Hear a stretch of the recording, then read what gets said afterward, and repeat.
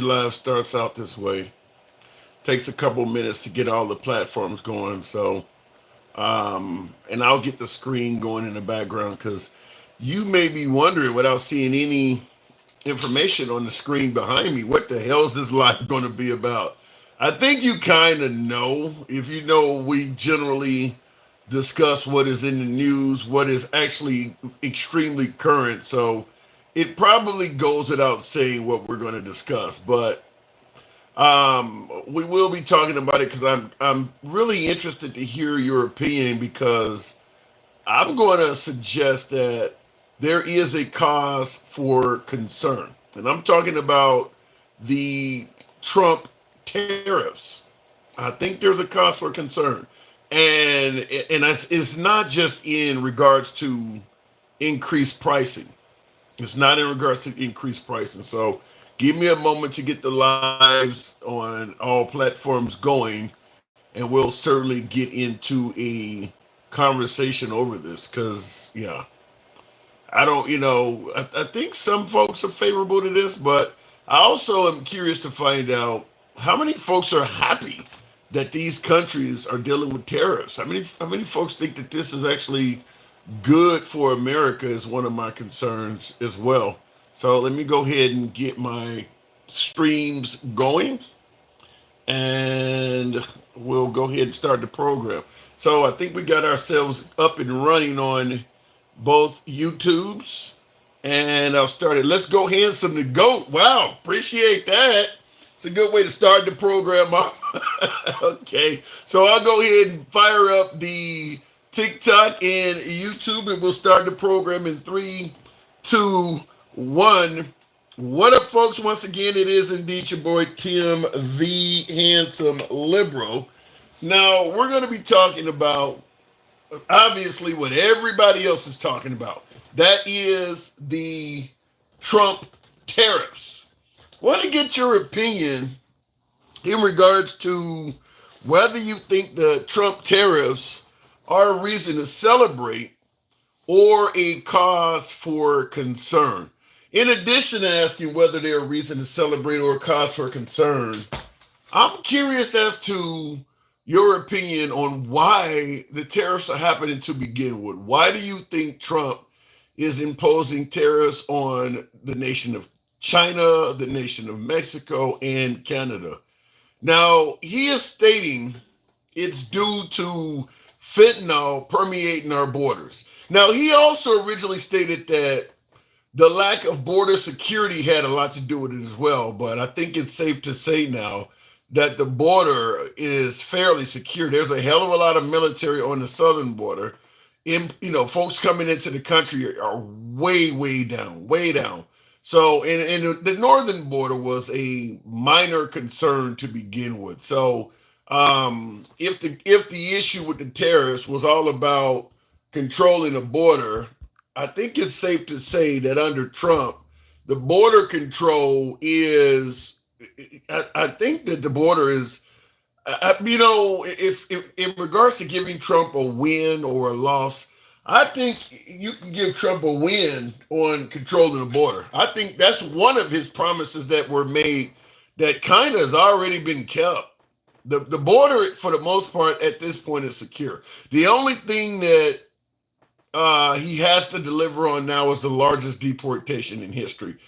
I don't know how that's going because Trump dominates the news so damn much.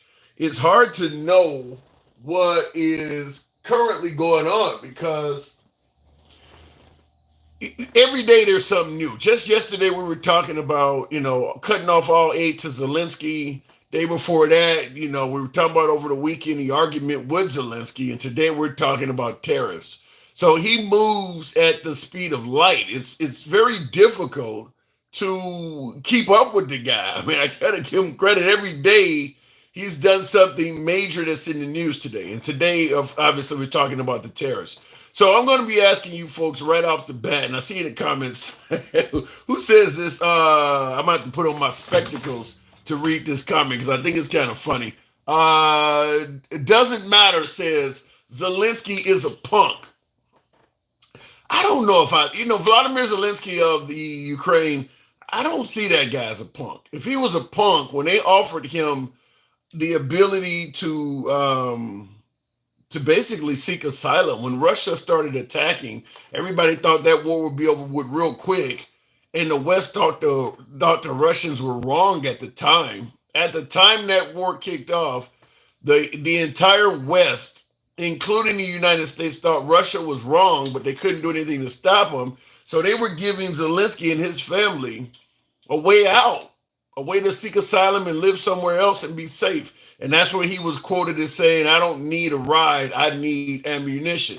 He stayed behind and fought. He didn't have to do that. So the idea that he's a punk, no. He could have said he had bone spurs, you know. I mean, he could have came up with a million reasons for not staying behind on the battlefield and working with his folks. I mean, so no, he's not a punk. He's a patriot if there ever was an example of one.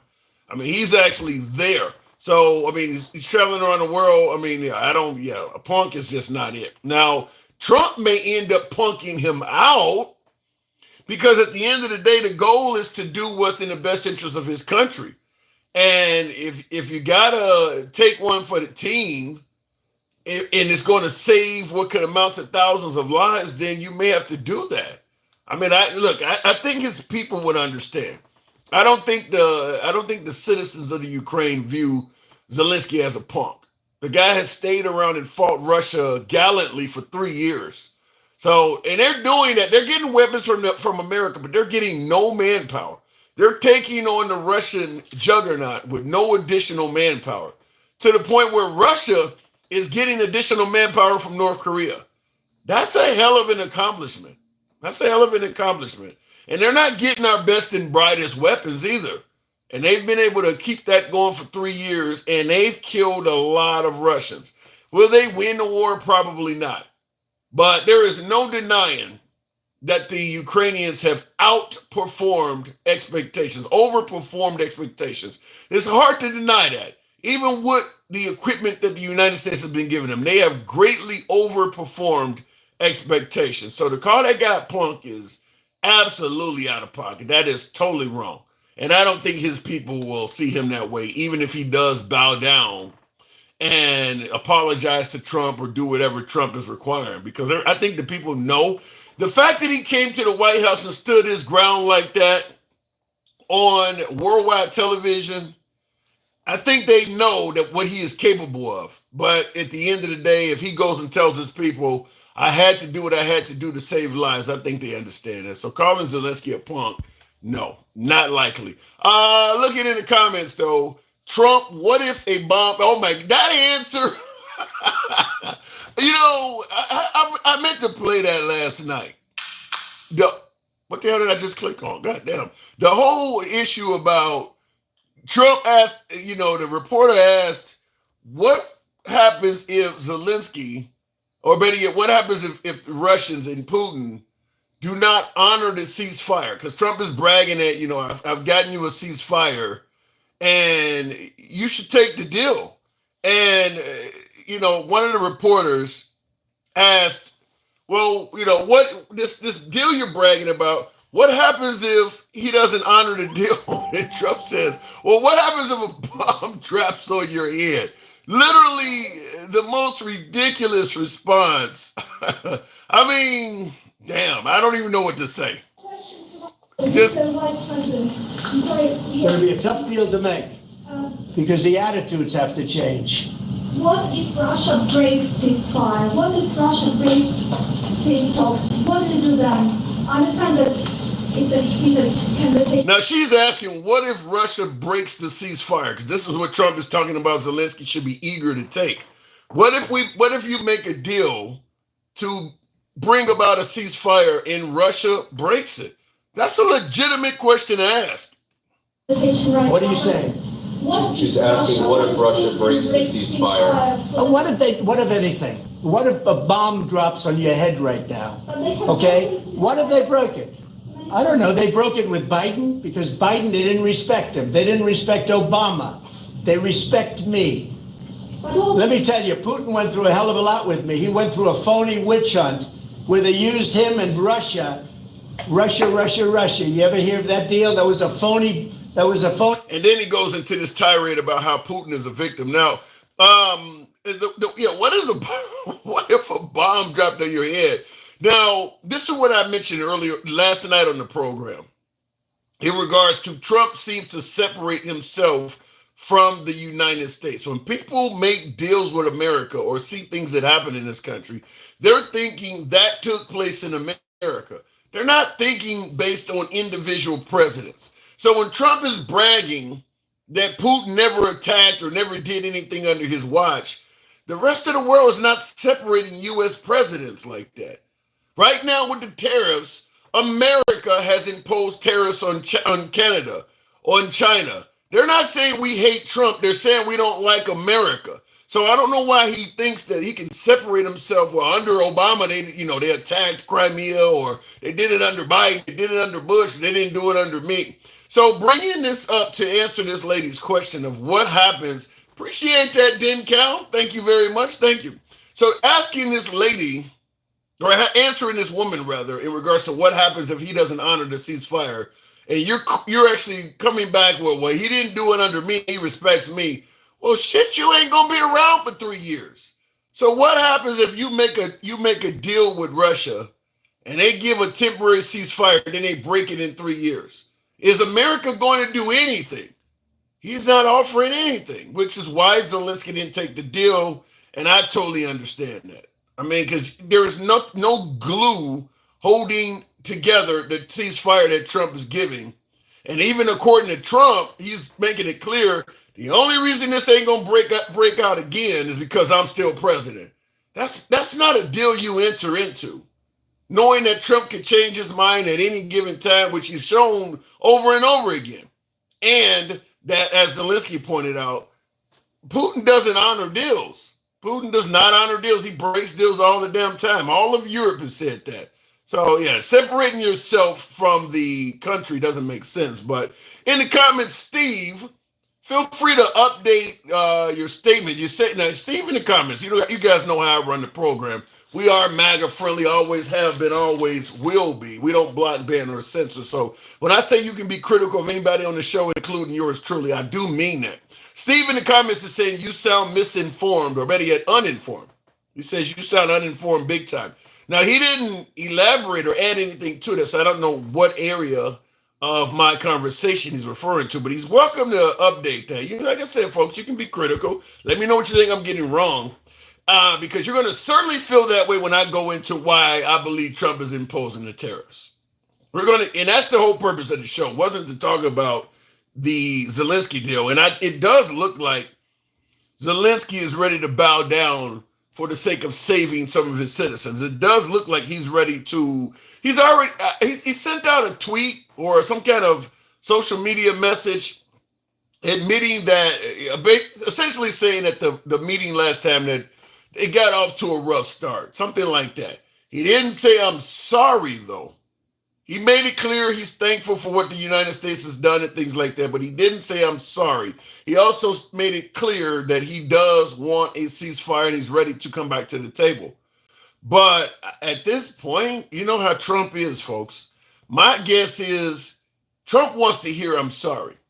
And I don't care how many folks in Ukraine continue to get bombed and killed. He will let that happen until he gets the I'm sorry he's looking for. Now, this is between him and Zelensky. It ain't between him and the Ukrainian people or him and the Russian people. So the idea that you're willing to let people die because you want to hear I'm sorry from one guy, but that's how Trump operates. We all know that's how he operates, and I'm going to assume MAGA's probably okay with that. MAGA would probably be okay, because I got somebody in the comments already saying that Zelensky is a punk. I would assume that MAGA would be 100% okay with Trump demanding he get an apology and letting Russia continue having its way with the Ukraine until he gets it. So looking in the comments, we'll go ahead and start the program off there. But what we're talking about today is the Trump effect. Do you favor what Trump is doing in regards to the tariffs? And if so, why? How do you see America benefiting? And when I say America, I mean you individually. I don't want to hear about how it'll bring a bunch of money or pay down the deficit. How do you believe the tariffs will benefit you individually? That's what we're going to talk about, because currently, a lot of things that we discuss, particularly with Trump, it's a lot of things that benefit the country, but doesn't make a damn bit of a difference in the life of an average American. I want to hear, we can talk about how it benefits the country if you will, but I am concerned with how does it benefit your life specifically? Does it bring down the price of goods and services? Does it make things easier to access? Things like that. I want to hear how it may benefit your life specifically. 25% tariff on Mexico, 25% tariff to the Canadians, an additional 10% tariff on China, in addition to the one that was already imposed. So we know this is going to lead to something, but how is it beneficial? Do you favor it, or do you have an issue with it happening? Are you against it? So moving on with the program, straight out like that, why sit down with him when he already has a mineral deal with the UK, says Slick? Well, maybe because you want a ceasefire as well. Are we interested in a ceasefire between Russia and Ukraine, or are we more interested in getting Ukrainians minerals? In other words, if we don't get any rare earth minerals from the Ukraine, we don't give a damn about sitting there and orchestrating a ceasefire. So when you bring up why sit down with them, it makes it sound like your only concern is getting your hands on their rare earth minerals, not actually orchestrating a ceasefire. You're just trying to get paid. So which one is more important? Going to the box. So start the program off. Denkel, good evening. Welcome to the show. Why the hell are these tariffs? I'm curious to hear from some of you folks. Why do you think the tariffs, and by the way, do you see the tariffs being beneficial? Denkel, good evening. Good evening. Hey, the tariffs, what say you? Horrible. Why? And a lot of those people, a lot of the MAGA, if you go back and look at some of your posts, they said he's using them as a negotiating tactic. He won't actually do it. Yep, I was one of those who thought that at the end of the day, yeah, I actually said that too, is that he was just using that to scare them, to get them to come to the table, protect the border, and control the fentanyl. I didn't think he was going to actually pull the trigger. And it go ahead. I got a reason why I think he did it, but go ahead. Yeah, this ain't a gotcha thing, but we did have this conversation, and you were giving him credit for negotiating. You said when he did it the first time, you said he got all of these concessions from Canada. Yep. They sending troops. They stopping the fentanyl. You said Mexico sending 15,000 troops. Look, he won. So he was playing chess, not checkers. I definitely.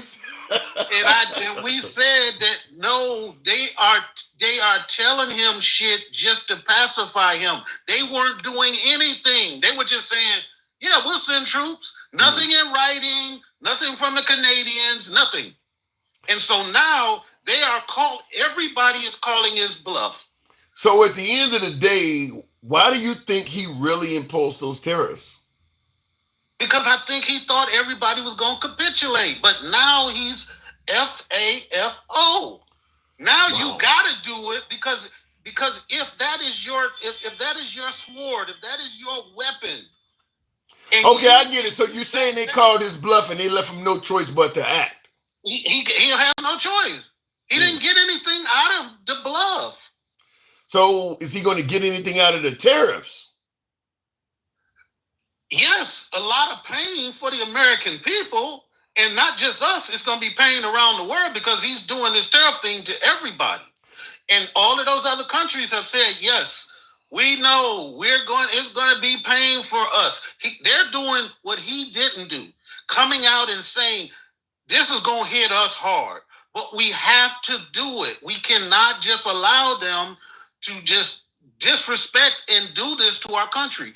So they're being the patriots and taking it on the chin just to show him that he can't just do that to everybody. Now I'm going to bring up MAGA, which I do every night, but I want to ask you, even though you're not MAGA, how do you think MAGA, if you had to give your opinion, how do you think they're going to respond to the fact that the tariffs are now imposed and goods and services in this country are likely to go up? Well, I mean, we would have to ask them that in about a week or two. because it hasn't hit them yet. Right. But I Right mean, now, it's but just but not we the know right that's now. in. But we know that's kind of inevitable at this point. Yeah, we do. But we're thinking logically. They are not. They are still winning if you ask them. Mm-hmm. They are still winning. If the price of goods and services goes up, do you believe they still will view Trump as winning? The 30% who are in the cult, yes. The rest of the people who just voted because they wanted something different, they didn't want to vote for a woman, they didn't want to vote for a black woman, those people will be like, damn, I thought it was bad. I thought it was bad before. But look, what he's doing it's going to be a little different than when the inflation was high, you know what I'm saying, after COVID and everything happened.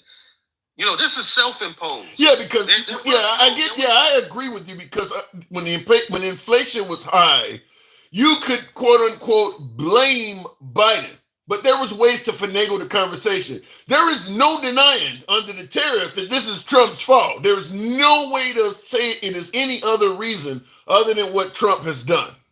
Well, the 30% of MAGA will say it's the world's fault. They shouldn't have been cheating us over tariffs. They shouldn't have been doing us like that. They shouldn't have been taking advantage of America. They shouldn't have been.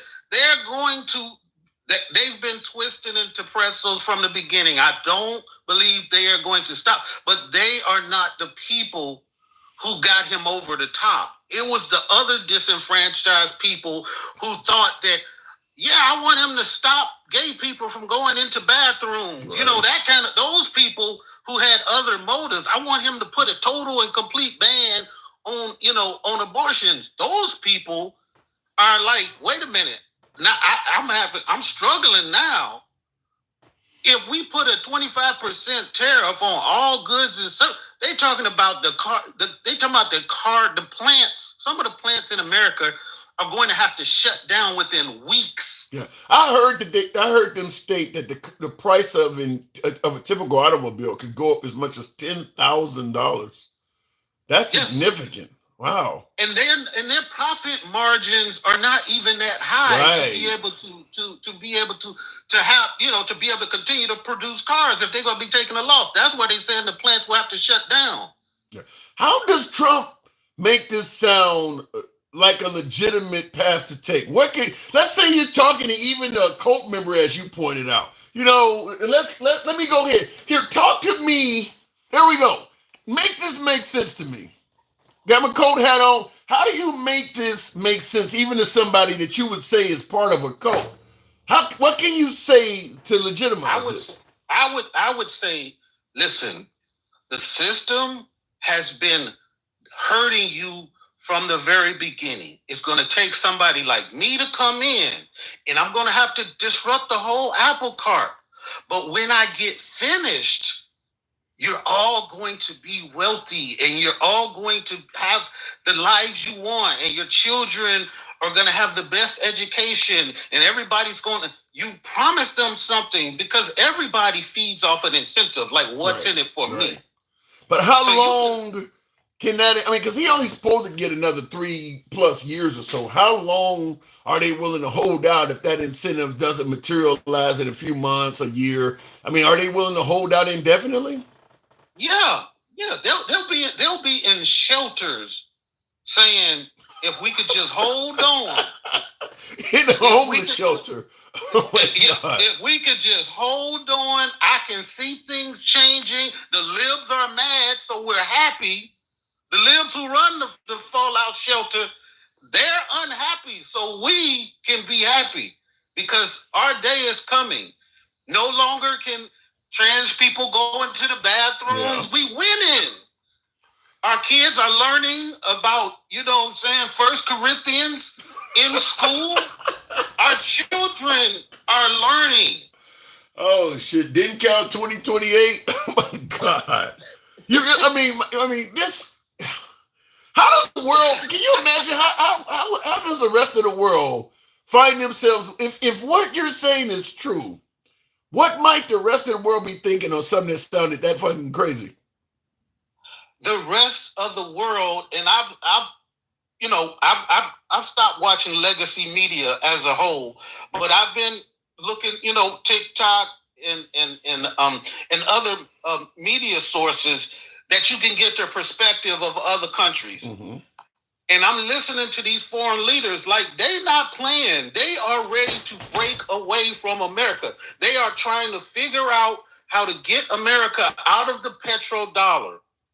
And we are so far in debt that decoupling would destroy this freaking country. We cannot operate without the revenues generated for other countries. They're talking about forming their own, like they're trying to reinforce the euro and get all of those countries back under the euro, where they would have over 500 million people under their umbrella, vice America, which we got about 350, yeah. 60. Yeah.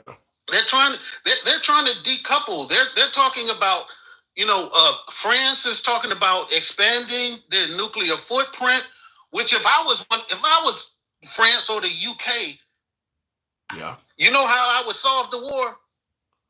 I would give Ukraine about 10 nuclear bombs. Damn. What the ones that they gave up during the Budapest Memorandum, all of those nukes they gave up, I would give it back to them. And they would instantly become a nuclear power. There would be there would be, what do they call it? Can that be done that easily? Mutual destruction would be on the table. Damn. I never thought of something crazy like that.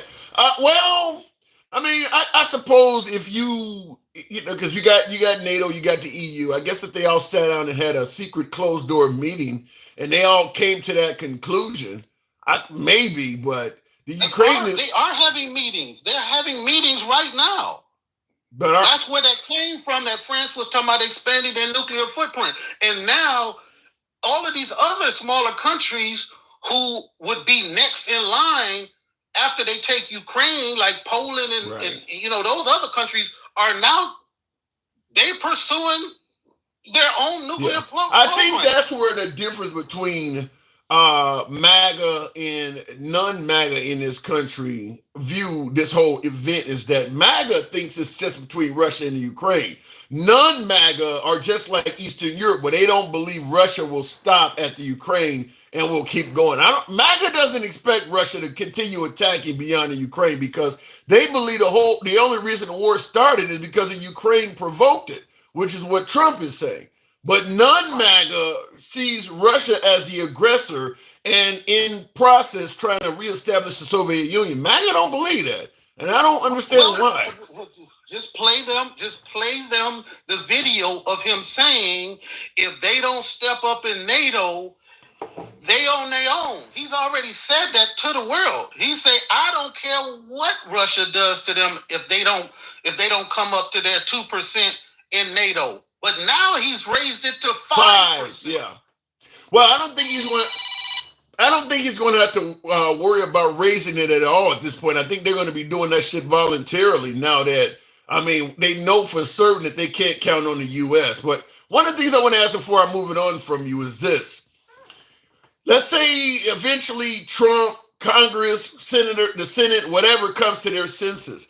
How long do we have before permanent relationship with our ally damage is done? I would say about a week. If he doesn't rescind these actual tariffs, if they last to a point where it really starts damaging their societies, right? They should have been, but they're gonna play along as long as they have to because America is very important in this world. Mm-hmm. But when you do a person wrong, like a battered wife, like eventually they move on. Right. But in the beginning, when you first start beating them up, all you can tell them is, hey, I won't never do it again. And they accept you back. You sound like you got some experience in this. I'm feeling what you're saying. It makes a lot of sense. I won't hit you again, baby. It's making a lot of sense. Right, but soon enough, somebody will come along and say, you can't. You know what I'm saying? You got to go to where your support system is, whether that's a brother, a mother, or somebody, And they say that's enough. Could be China. Could be another superpower in the making. Could be the EU. I mean, I get what you're saying. The EU is right now the biggest. Because they're the target after Ukraine. So they're doing it for their own sustainability. It's not just about them helping Ukraine because they're good folk. Right. They helping Ukraine because they next. Any chance some of these countries, because we got bases all over Europe, any chance that we start getting expelled from countries? Well, we're already talking about removing up to 5,000 troops out of Europe ourselves.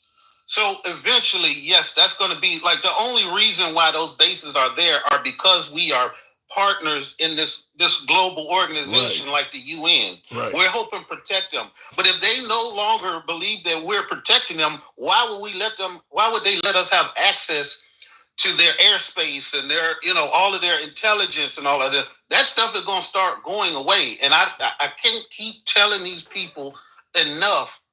What I want them to think about is, what if you are wrong, MAGA? What if you're wrong about him being a fascist? What if you're wrong about him doing what he's doing to the international community? What if you're wrong about him firing all of these government workers and it turns out to be bad for this country? What if you're wrong about that stuff? What if you're wrong about getting rid of the Department of Education and your children in these southern states become dumb as a box of rocks because the states don't want to do nothing but teach them the Bible and get rid of all the extracurriculars, all of the things that the community.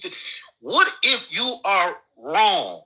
You are giving up our sovereignty as a nation. We are enemies now with every nation on the planet except for Russia now. And North Korea. Well, to answer your question, MAGA's never wrong. I got to move it on, then, Cal. And one more quick thing. Sure. This the Trader Lion guy, he's talking about that the reason why Zelensky didn't sign the agreement is because they kicked him out. Well, what he doesn't know is he had already said that he wasn't signing the agreement before he came out for that. He didn't get kicked out because he said we'll sign an agreement. He was gonna get kicked out anyway. Trump is petty like that. He told them no, he wasn't signing it with no security agreement, and they brought him out there. They set him up, and then they made this big spectacle, and then they kicked him out. Not because they didn't kick him out. So what do you think he is talking about now? You think he's wanting to come back to the White House and sign that same agreement? Trump is not offering him anything now. He's not going to offer him any more. I don't think he can sign that same agreement because I think he already traded some of those rights away to the EU. He made a deal with them, and he had been farming those rights out to the Saudis and everybody else with some money that would probably help him. But so that same deal is not on the table. But would he come back and sign it? Yes, I think he would bite his tongue. He's listened to enough people saying we got that, we need them, and yes, I do believe he would put his. But even if he's listened to folks and had a change of heart, you're saying that he cannot honor what the United States wants from Ukraine as far as the rare earth minerals because he don't have as many of them remaining. Right, they would have to change the deal, but so will Trump still offer a peace agreement, getting less from the Ukraine?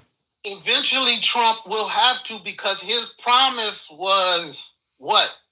He was going to be the one to stop the war. I don't think Trump cares about meeting that promise. If he don't have the money, he don't have the money, and I think MAGA will be okay with that. I mean, but the whole deal, he never promised to get money out of them. As his campaign play, he knows both sides. You notice, you heard it a million times. He knows both sides. He can make a deal real quick. Yeah, 24 hours. 24 hours. 24 hours. I'll call each side. We'll come together. We'll strike a beautiful, lovely deal, and everybody will be happy. Right, and now we know that was a crock of shit. Then Cal, appreciate it. Thank you. All right. And that is what he said. What me and Dan Cal were discussing. Trump said he could actually end in fact, he said he could end the Ukrainian-Russian war before ever entering the Oval Office. I mean, that's like a quote. He could do it in 24 hours, even before. He was talking about doing it as a president-elect. He actually said, I could end that war as a president-elect. That has been a complete failure. I don't know what, other than just to get elected, why he said that, but he could not do that. Bandito says other countries are definitely cutting us out. We are very badly in debt, which is what led me to ask my last caller is, at what point are some of those relationships damn near irreparable? I mean, at what point does the damage to some of these relationships? I mean, listen, Canada is our neighbor. We got historic ties to both Canada and the UK, but man, like how long does it take to repair that? When you're constantly, just going back and forth with all, I mean, I don't know. Is Trump put us in a position where we're going to be at odds with these countries? That's what we're going to be talking about. Looking in the comments real quick. What country cut us out? Says it's too deep. It's a good question. What country? Well, what is the definition of cut us out also? Now, if they're holding EU meetings, closed door meetings behind our back, then they all kind of collectively have cut us out a little bit. You got to assume in Europe at this point, now that they know the United States can't not necessarily be counted on militarily, they're holding closed door meetings likely behind our back. So all of them have cut us out, at least in that aspect, that we're not involved in conversations anymore. You got the UK offering to put boots on the ground in Ukraine. They're doing that without the United States. They've all kind of cut us out in different varying ways or another. Looking at the comments, I don't think countries will want to deal with America while Trump stays in, says Sean. In limiting degrees, I can see that. I mean, there's certain areas where they have to deal with America, but yeah, if we keep doing what we're doing, we are certainly incentivizing countries to find alternative avenues to go down as opposed to dealing with the United States. I mean, I'll tell you one thing before I go back to the box. And by the way, tap the screen, get the likes up to about 20,000. We can certainly make that happen. Tap the screen, helps out the algorithm. You know how the program is ran. We don't block, ban, or censor. We always are MAGA friendly. Been that way since day one. Always will remain that way. Nevertheless, liberals are welcome on the program. So you hear the callers. We take MAGA callers just as easy as we take liberals. In fact, MAGA are my preferred guests. I just get more liberals that call in. But tap the screen. We go left of Bernie Sanders, Trump having dinner with Q. So everybody gets a chance to speak on here. Trump is a Russian agent, says, oh my God, says Afri-Israel? Is that a combination between Africa and Israel? I don't think he's a Russian agent, but he is starting to appear like an asset. I mean, they definitely are in a much better position with Trump in the White House than they were with Biden or George W. Bush or Obama. They absolutely are in a better position with Trump 2.0, even the Trump first term. They're doing much better with this second Trump term in the White House than they've done with any other president probably in our lifetime. So I won't say he's an agent of Russia, but he's an asset. I mean, he's certainly what's going on with the Russian-Ukrainian war. Yeah, they're better off. They're certainly in a more advantageous position now that Trump is doing this stuff. So I won't say an agent, but an asset nonetheless. Going back to the box, thank you folks that are tapping the screen. If you favor civilized dialogue between all sides of the aisle, I'll ask to take this time out, subscribe to the program. We are on YouTube horizontal, YouTube vertical. We are currently also on Instagram Live and TikTok. That's where you're hearing the callers coming in from. Before we go, we'll go over to the next caller here, if it brings him up off of Instagram. He definitely is a Trojan horse. One we'll never forget, Sherbert, Instagram, good evening. Hey. How you doing? I don't know, these tariffs. You think this is a good thing for America? God, no. Every economist will tell you that, but nobody wants to listen. That's a good point when you say every economist, because I tried to watch Fox Business. I was interested in hearing what Charles Payne had to say now that Neil Cavuto has retired or left. When you say every economist, I'm trying to find out, because they are right-wing financial analysts. I have not heard anybody say that these tariffs are good in terms of the financial analyst world. I've been looking for that. You know why? Why? Because they got the alternative facts. So the alternative facts don't indicate this is good either. But that doesn't matter because God King Trump said over and over and over in his three-peat version, tariffs are good, tariffs are good, tariffs are good. We're going to make so much money, you're going to get tired of winning. I mean, how often does somebody have to lie before you can figure out they're lying about literally? Well, you kind of misquoted him. He said, if you vote for me, you're going to get tired of winning. He didn't say you're going to make so much money. And to some degree, he is in a category of promises made, promises kept. The Trump supporters are winning. They are winning. They're winning culture war shit. They're not actually winning in their bank accounts. True.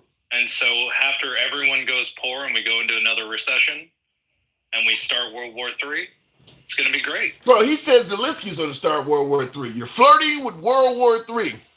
Yeah, and as we join the Axis powers, damn, we might start World War III. We've got all the weapons. We've got the equipment. We've got the intelligence. Why couldn't we be the ones that started? Well, I mean, how often do you hear all these fucking MAGAs say, oh, Biden's flirting with World War III. Biden's flirting with it, as Trump literally destroys our connection with all the rest of the world. They said it. The laughing stock of the world.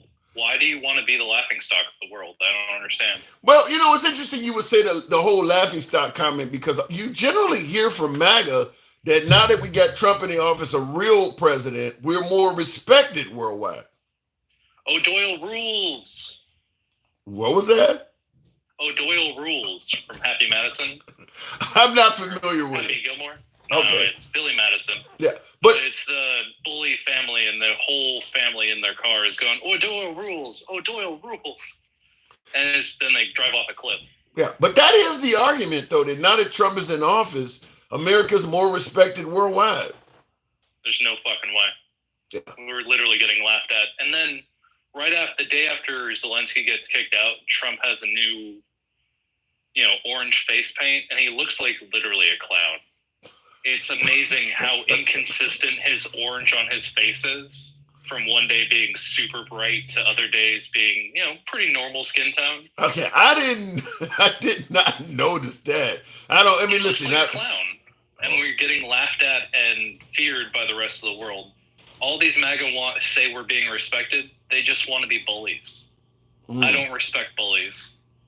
Well, look, at the end of the day, they think that he's a bully for the American people. So he's a bully, but he's a patriot.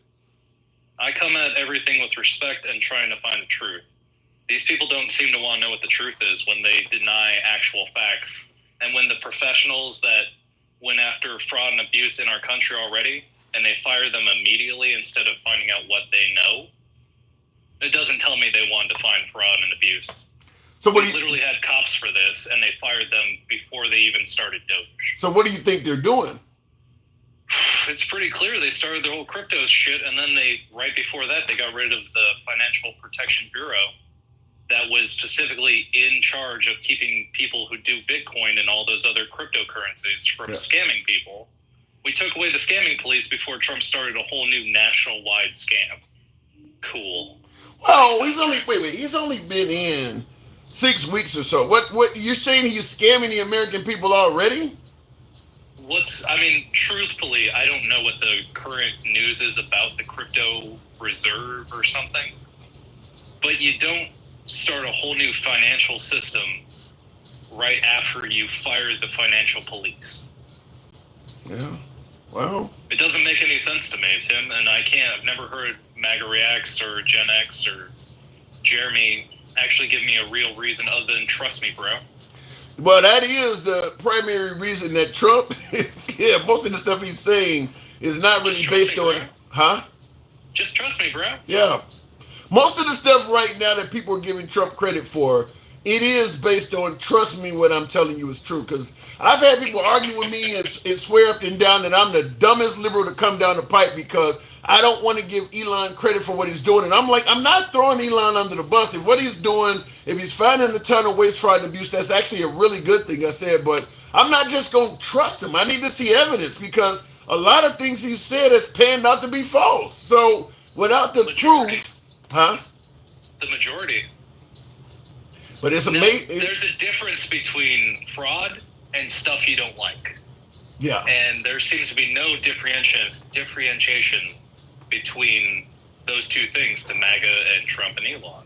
But just because you don't like it doesn't mean it wasn't appropriate and put into bills and need to be paid out. But that's the winning part. The things we don't like, he's getting rid of. No, it's cheating. It's not winning. There's a big fucking difference. Well, Tom Brady won the whole Super Bowl cheating. You're still winning. At the end of the day, he still got a ring. It counts as a win. Put that asterisk next to the score. What didn't they? I don't even know if they put an asterisk next to it. It still counts as a win. But as we're joining the Axis powers, nothing matters anymore, Tim. Yeah, like when you mentioned cheating versus winning, what Mitch McConnell did to Obama's Supreme Court pick, that's cheating. But hey, at the end of the day, it counts as a win. Win for them, for the country. But that's the same short-sightedness that gets us in trouble a lot lately over the last couple of years. Is that nobody's looking? Not nobody. There's a very particular group of people that are not looking at the total facts. A lot of these things aren't hard to look up. You don't even have to look it up. You can go find credible people that are looking at the sources. But then I don't trust every YouTuber, but when the YouTuber is going to the actual sites and pulling actual data and numbers, I'm gonna believe them a little more than hey, trust me, bro. Yeah, the Tim Pools of the world are the dumbest people on the planet. Yeah, but then they're going to question the sites that you're going to, as the sites themselves. Oh, you mean the federal websites? The people that give us the numbers, the only numbers we have. So we should just go by "trust me, bro" instead of the only numbers we have. I'm not saying it makes sense. I'm just telling you how the shit works. Don't be fluffing, Tim. Don't be fluffing. Then I'm going to ask you the bombshell question. This is the bombshell question I got to ask you. How would things be going right now? Kamala Harris was in her 6th week. Do you think that so much would have been accomplished? You think the American people would? It'd be real boring. Yeah, I agree with that. But would she be doing anything to benefit the country? Yeah. Should be keeping our shit going instead of destroying it. What about the Ukrainian-Russian war? You think Kamala Harris can negotiate a ceasefire? Nobody can negotiate a ceasefire because Putin's going to go against that. He's already, what Zelensky was saying, he violated 25 different ceasefires. Yeah, but Trump can pick up the phone and call Putin and schedule a meeting with Putin. Would he even respect somebody like Kamala Harris? So, Tim, I believe that Putin is the reason that Trump blew up at Zelensky. I think he specifically said, hey, I'm going to give you another $1 billion to your direct business accounts, or however much money, however much influence. But I think Putin said, hey, start a fight, pick a fight, get in there and, blow up the whole thing. And then he did. Wait a He minute. had J.D. Vance provoke it. If Putin could do that to Trump, then you are essentially saying that, yeah, he definitely is a Russian plan or a Russian asset then. You really believe that Putin could actually order Trump to do shit like that? Yeah, because you remember when Trump was going through all his lawsuits and he couldn't pull together 150 million, 300 million, whatever it was, to pay his the bond so they wouldn't start selling off his shit. Okay. But he couldn't even pull together $150 million. He had to try and get that as loans from other people. That tells me a lot that Trump doesn't actually have money. He has agreements with all these other dictators and things. That's why he likes Russia. That's why he's giving them all their money back again. I don't know if I buy any of this. You're telling me you believe that Trump, to get out of his own criminal cases and bail money or whatever he needed, appeal money or whatever it's called, bond money to file an appeal. You're telling me you believe that he may have gotten money from the Russian government? I'm pretty sure he got $10 million from them right before the election. And then, all of his investments for the last several years before have been paid out by Can he legally? Because he couldn't actually get loans from anybody in the United States. Can you legally do that? He can do whatever he wants. He doesn't seem to care what the court says. Well, yeah, as president, that's different. But as a citizen, he was a presidential candidate. Can you legally borrow your bail money from an enemy? It's dark money, Tim. They don't have to tell where they got their money from. They've set up the system to do that. What are you talking about? How can you just make $10 million appear in the country via this is way above my financial knowledge. I don't know what it's like to have 10 million, but how can you make 10 million bucks appear in the United States without somebody catching on and realizing? Well, I'm pretty sure Trump got $3 billion in his ultimate campaign finances through all the proper channels and the dark money channels. So Kamala raised more money, but with all the advertisements and all the PACs and stuff, Trump got like $3 or $4 billion out of that. I'm dying to see a source that says this stuff. I'm dying to. I've never heard this before. Getting money from Putin. I could see maybe getting it from Elon. Elon Musk could easily bailed him out and told him, "Look, if you become president, you got some favors to pay back." I mean, I could see him getting it from Elon or Bezos or one of them guys. But ultimately, it won't matter though, Tim. These people like MAGA Reacts won't care. I don't disagree with that. I would put in the time to find those stories and find the sources, but ultimately it doesn't fucking matter. I would, listen, I'm going to agree with you about 90% there that I do believe that if you could find a legitimate source to show that Trump actually did receive the money from Putin, you're right. I don't think MAGA would care, but I would like to just know that myself. I would love to find that out. So it's something where I may chase that down myself and see if I can find anything on. But I do agree with you. Even if you could show them that he received money from Putin, they wouldn't care about it. They would just say it's a loan or, hey, you're entitled to borrow money. I mean, just like anybody else. So I don't think they would have a problem with that. I mean, you know what you're going to hear is, oh, that money was just a joke. Oh, it was just a joke. 10 million bucks. Kidding. 10 million bucks. I got it. Before moving on from you, I don't know if I quite believe that Putin could actually tell Trump to start an argument with Zelensky and Trump would just do it. You literally just made Trump sound like Putin's puppet. But he is. Based on what? He's always been Putin's puppet. I mean, not asking any concessions from Russia and then asking for $500 billion, literally the total amount of aid that Ukraine has gotten over the last 3 years. He wants all of that to go back to the United States. He's arguing in bad faith, and all of that makes a lot of sense when you realize that he had private negotiations with Putin literally 2 weeks ago. Yeah. And China. They want to destabilize. They want to change the access of powers to benefit them instead of just the United States. Now on the show, stupid. Now when you talk about changing the access of powers, on the show last night we talked about how maybe Trump, Putin, Xi Jinping are acting kind of like a mob boss, dividing the country up into sectors. Do you see any possibility of that being, maybe some reality to that, where the Chinese will get Asia under their control, maybe Netanyahu gets the Middle East, Trump gets North America, and Russia obviously gets Eastern Europe? I mean, can you see where they may be literally coming together and making a pact that you don't step on me, I won't step on you, just like a mob family dividing neighborhoods up? This will be my territory. I get to do business in here. I won't bother your territory. You don't bother mine. Can you see any of that happening? 100%. I'd be surprised if that's not what they're going for right now. Which I don't want that to happen. No shit. Yeah, because innocent people will die in that. Everything is about control and power between these three countries. Everything. It's actually control or die, and Trump has shown that he doesn't care about doing things the right way. He just wants the power. So of course he's going to try and take over Canada, Mexico, and then have a whole entire continent just to him to fuck around with, and then give to his sons or whoever. He already isn't going to give it to Vance, so I don't know. It's all fucked. I'm getting real pessimistic about all this.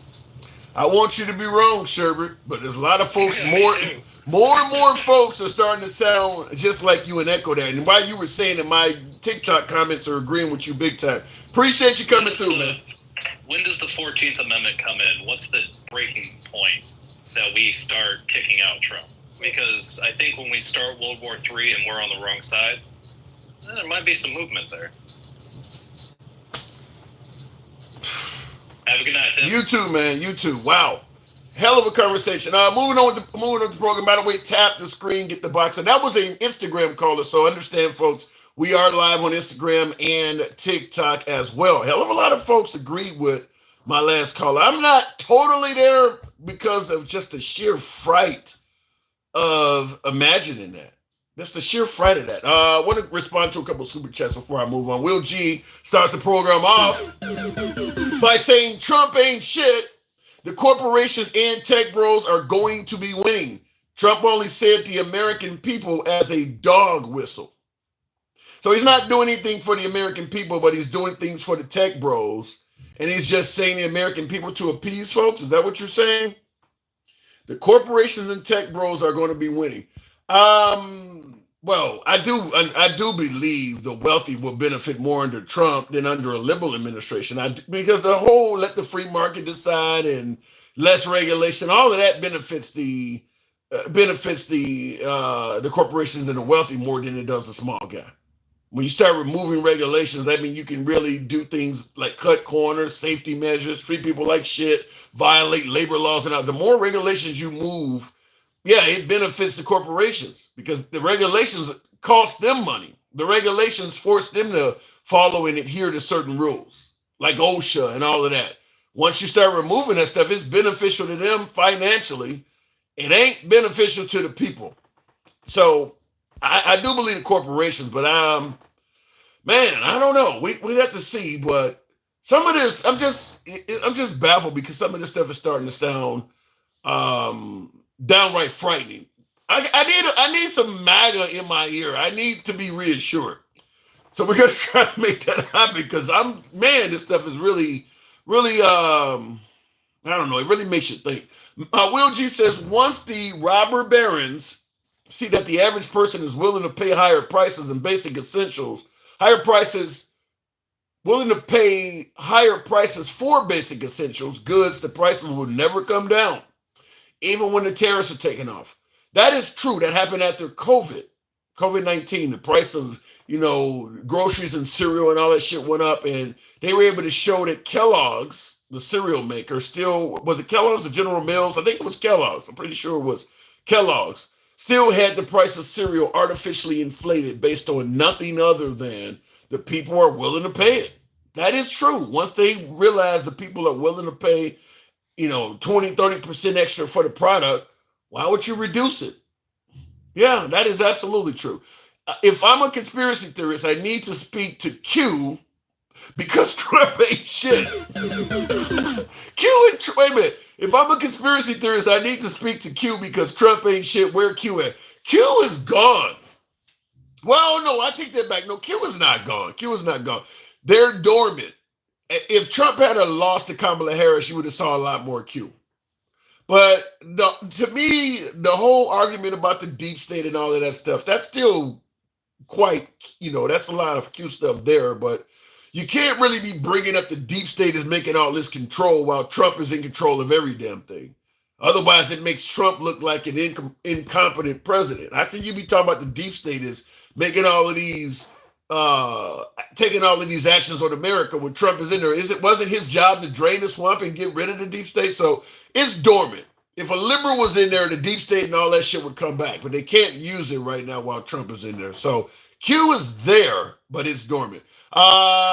Michael, I don't want to butcher your name. Gilara says, what's the call-in number? I want to reset the terror conversation for both sides. Michael, we're on Instagram Live and TikTok Live. So if you have either the TikTok app or the Instagram app, come on over from YouTube for a moment. We'll bring you right up and you'll certainly be able to, as you say, reset the terror conversation. And I'd like to hear from some folks on the right, particularly someone that favors what went on with Trump and Zelensky and the tariffs. I would love to hear somebody come up that actually favors that, because right now both are unpopular in this country and abroad. Not helping Zelensky is not as radioactive as the tariffs, but for the most part, the free world still thinks what Trump is doing with Zelensky is wrong as well. And there's a large portion of people. I think the poll suggested about 60 to 70% of Americans don't trust Putin, do not view Putin as a good guy. So that means that's Republicans as well. They just aren't saying anything out loud, certainly in Congress and in the Senate. Marco Rubio was a big opponent of Russia. He didn't like what was going on with them at all. Now all of a sudden he's sitting there with Zelensky on the couch and not saying shit. So it just shows the power of Trump, that these folks are willing to really keep their mouth shut, even though we know they don't agree with some of this stuff. Lindsey Graham is another one that has all kinds of anti-Russian quotes out there. And now he's on the side of what Trump is doing is right. All kinds of anti-Russian quotes out there from Lindsey Graham. So yeah, it does show the power of Trump, that he can literally make a person go totally against their principles and what they've been preaching for their entire career, damn near. Because a lot of these Republicans go back into the Bush administration when Bush was calling it. What was Bush? I stared into Putin's eyes and I saw his soul. George W. Bush did not like the Russian government at all. Yet some of these folks that were around during that time under Trump have seen the light of day, and I have no clue why. Alter Ego, appreciate the hat and mustache. Yeah, going back to the box. Don't know what I just hit there, but we will bring up, as promised. Was it Michael Gilleran? I think there was. We'll go and see if that works. Otherwise, we'll bring up a viewer. There we go. Mike, good evening. What's up? Hey, you asked, I delivered. You want to reset the conversation? What say you? Yeah, so I love free trade. I would love to live in a world where tariffs aren't necessary. You hear a lot of talk about what every economist says. I personally don't know what every economist says, but I want to go back to Adam Smith, who's kind of the grandfather of modern economics. He's also very against tariffs usually, but he does give 4 exceptions to when a tariff may be worth the cost induced. And I want to focus on one of them, which is something he calls the parity of burden. So let's imagine a disparity of burden for a second. Let's imagine we have a law. Okay, let's pick a dramatic example like child labor. So child labor, you can't do that in the U.S. We think that's a good idea. I think that's a good idea. Meanwhile, another country might still be able to use child labor. So what that means is that they have a cost advantage against a domestic producer in that they can create their good cheaper because they're using child labor.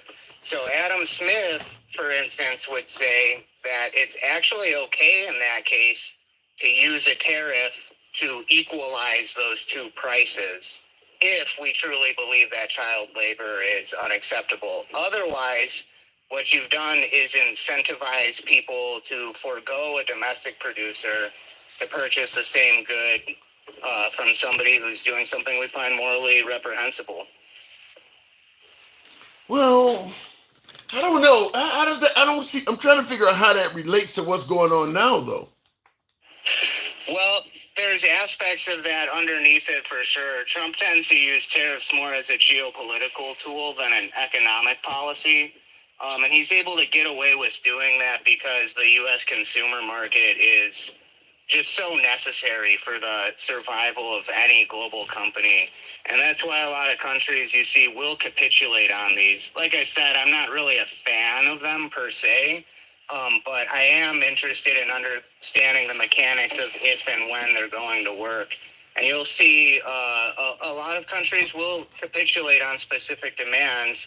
And when Trump talks about the tariffs, actually he's rarely talking about a deficit.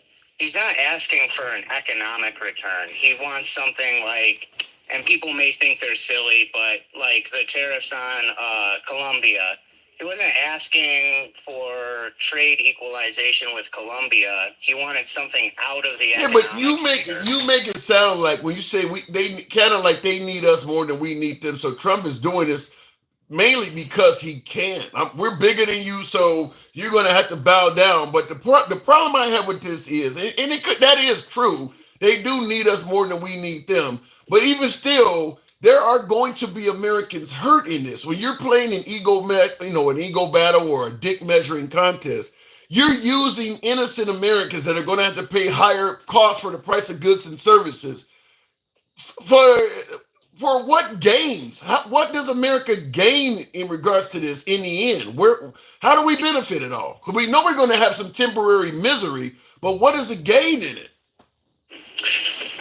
What gains there are or aren't, that would be difficult for me to predict.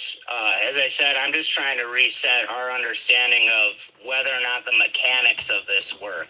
To what end is an open-ended question. Mm-hmm. So I'm not. So basically, you're saying even yourself, you're not for sure this is beneficial to America at all. Well, you have to look at that on a case-by-case basis, right? And so that's kind of the point of my call is you have a lot of people on the right saying, oh, we're going to go back to McKinley times and we're going to make so much from... Wait a minute. Now, you are on the right. Am I correct? I've become more conservative through my life, I would say. But, I mean, that doesn't mean carte blanche for whatever silly thing people can come up with, right? Do you favor what he did to Zelensky? Stop sending any military assistance.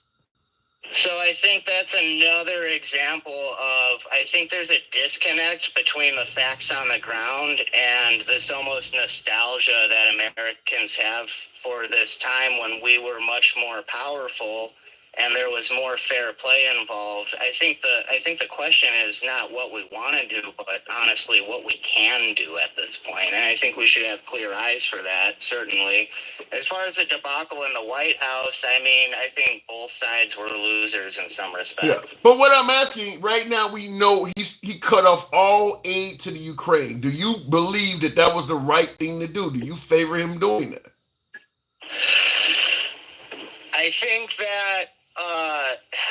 think that's a really difficult question. There's things I like about it and there's things I don't. I think what drives it is real, that the Europeans need to take more control of their own security. And is it possible that if they start taking more control of their own security and get themselves into a place where they no longer have to rely on the U.S. military, will we continue to be the superpower we are? Is it possible that once they realize they don't need us, that may not be in our best interest? Well, is it in our best interest to continue being a superpower becomes a question. Can we afford it? Is that good for us? Is that good for the world? I mean, I'm not sure who the quote comes from, but they say that the first victims of imperialism are the citizens of the empire. And I mean, that's been true in some ways. We've seen American society really hollowed out since the Bretton Woods Agreement. So, but if we start becoming more of isolationists, because Trump has said I'm a nationalist or whatever, do you think America would be better off if we only focused on America and started isolating ourselves from the world? I mean, most nations do not meddle in everybody's business, sell every sea. They don't have bases on every continent like America does. But at the end of the day, America is probably one of the wealthiest nations on earth. If we became isolationists, do you believe that would be beneficial for the lives of the typical American? Well, with all due respect, I think there's a huge difference between becoming isolationist and saying we're not going to dictate European security policy to them anymore. Well, you're making adversaries out of Canada and Mexico. So obviously we're doing more than just talking about Greenland and all this stuff. Talking about the Panama Canal, we're doing a lot more than just going after Europe. Well, the thing about Greenland is that also reveals a huge hypocrisy that's going on coming out of Europe. I thought about it when I said it. I know where you're going, because the minute I said it, you go ahead. I'll give you the floor, because you're about to say it. I'm like, yeah, that does make sense. You were about to start saying it. Go ahead. I don't think it's necessarily. I think it's probably short-sighted and a little stupid and a waste of time to talk about the U.S. taking over Greenland. But you do have to talk about the huge irony that, I mean, my God, Greenland is closer to New York than it is to Copenhagen. And so the EU wants to retain control of, well, the Danes want to maintain control over it, but then they want to call Trump an imperialist, and it's like, well, my God, they're closer to us than they are to you. I don't know. I'm starting to wonder in regards to the tariffs. I mentioned earlier in the show I was going to say this. In my opinion, it has nothing to do with border security or reducing the amount of fentanyl coming in this country. I believe that Trump is trying to expand the size of the United States. I think it's kind of like a land grab of sorts. I mean, he's talking about Panama. We just talked about Greenland, Canada becoming a 51st state. I mean, he's talking about owning Gaza. It sounds like he's trying to expand the size of the United States. He wants to grab something. That's what I'm hearing.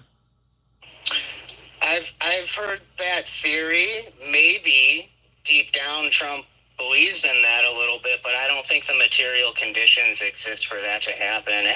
The funny thing about Canada is if we, because of their debt to GDP per capita ratio, they would be a big liberal. They would biggest state. Well, if we took them in, we would be poorer in terms of GDP per capita because Canada is so much less productive than an American worker, and because they have a higher debt to GDP ratio. Well, but you don't see, because you mentioned he's not in position. I think he's in position to take ownership of Gaza. I don't think there's a lot preventing that from happening. I hope somebody holds him back on that is the best thing I can say, because even if, I'm not a huge stakeholder in the Israel-Palestine debacle. We've tried the two-state thing. This is going to sound very callous, but my take on Israel-Palestine is we need to get out and let them figure out their own problems, because we've tried in earnest for so long and nothing ever seems to happen. So I don't want to see us give tons of money to Israel anymore. If we treat the Israelis like we're treating the Palestinians, they'll have about 6 countries attacking them at once, immediately. They would probably have problems out of maybe Jordan, but they'd have problems out of Egypt immediately because they beat them in a war in the late 70s. They would have problems out of Syria to the north. They would probably have problems immediately out of Iran, maybe the Iraqis, whatever is there. I mean, they would have problems immediately if we stopped helping them. Yeah, and that's why Egypt is a real question mark, and you see the entire Muslim world basically waiting for what Sisi is going to say and do before they kind of decide how they react to Trump. I mean, Egypt's 100 million people. They're not warmongers, but they'll do it if they have to. But that's kind of Israel's problem. They've been a belligerent in the region for decades now. Well, you're definitely not MAGA to make a statement like that, because MAGA believes the only reason that the Palestinians are getting their asses kicked is because of October 7th. They don't see anything before that. I think that you're right when they analyze it from a moralistic perspective. That's what they see, but I also doubt that many MAGA people are interested in the U.S. occupying Gaza. I think they would like to see, deep down in their bones, Israel get the same treatment that Ukraine is getting right now. I don't know about that. I think they love that Trump Gaza shit. That whole conquering and winning and owning Gaza and making it the Riviera in the Middle East. I think MAGA loves that shit. I don't know. I think we may disagree on that, but I do got to move it on. Definitely our first time talking. Listen, come on up anytime, man. I appreciate you coming through. Take it easy. You too. Go ahead and drop out and make it work. Thank you. All right. Moving on with the program. We'll bring up, I don't know what I just hit there, but thank you for coming through there, Mike. Gangsta Grandma, good evening. Welcome to the program. I'm fixing to cheer your ass out. Yeah, you know, I'm gonna hang you by your you know what, your cojones. Oh my God, you about to fuck around and mess up a good rope. What you got? What? Okay, so, Trump is, our country is like going to hell in a handbag. Like, I can't stand Trump. I really can't. We need a lot of Luigis. You said we need a lot of Luigi. Are you wishing a bad ending on Trump? I wish a Big Mac would take him out, but Damn. What has he did that's that bad that you want the guy's life to end? Okay, he made a fool of us in that meeting with the Ukraine. That's our damn ally. Okay? He's sucking on Putin's you know what. I can't say it. But he's going really hard, like he's deep throwing it big time. You feel what I'm saying? I'm listening. Yeah, you know I'm right. Listen. So you sucking on it big time. So you kind of agree with one of my other callers that Trump is a puppet for Putin. Oh yes, Trump got. You know, let me tell you something. Russia got something bad on Trump because he is going deep throat and all. Like, you know what? I love sucking on it, on a black man. But honey, I mean, this white man is taking it all, like deep, going balls deep. Worse than us women. What is making you say that? What has Trump done to make you suggest that he is being controlled by Putin like that? On Putin's nuts. He's gagging because look what he's doing. He's taking the spy shit away from Russia, so now they can come and spy on our asses and everything else. They could do that now because he's suspending it. Wait. You know what I'm saying? You said he's taking the spy shit away from who? From us. Okay.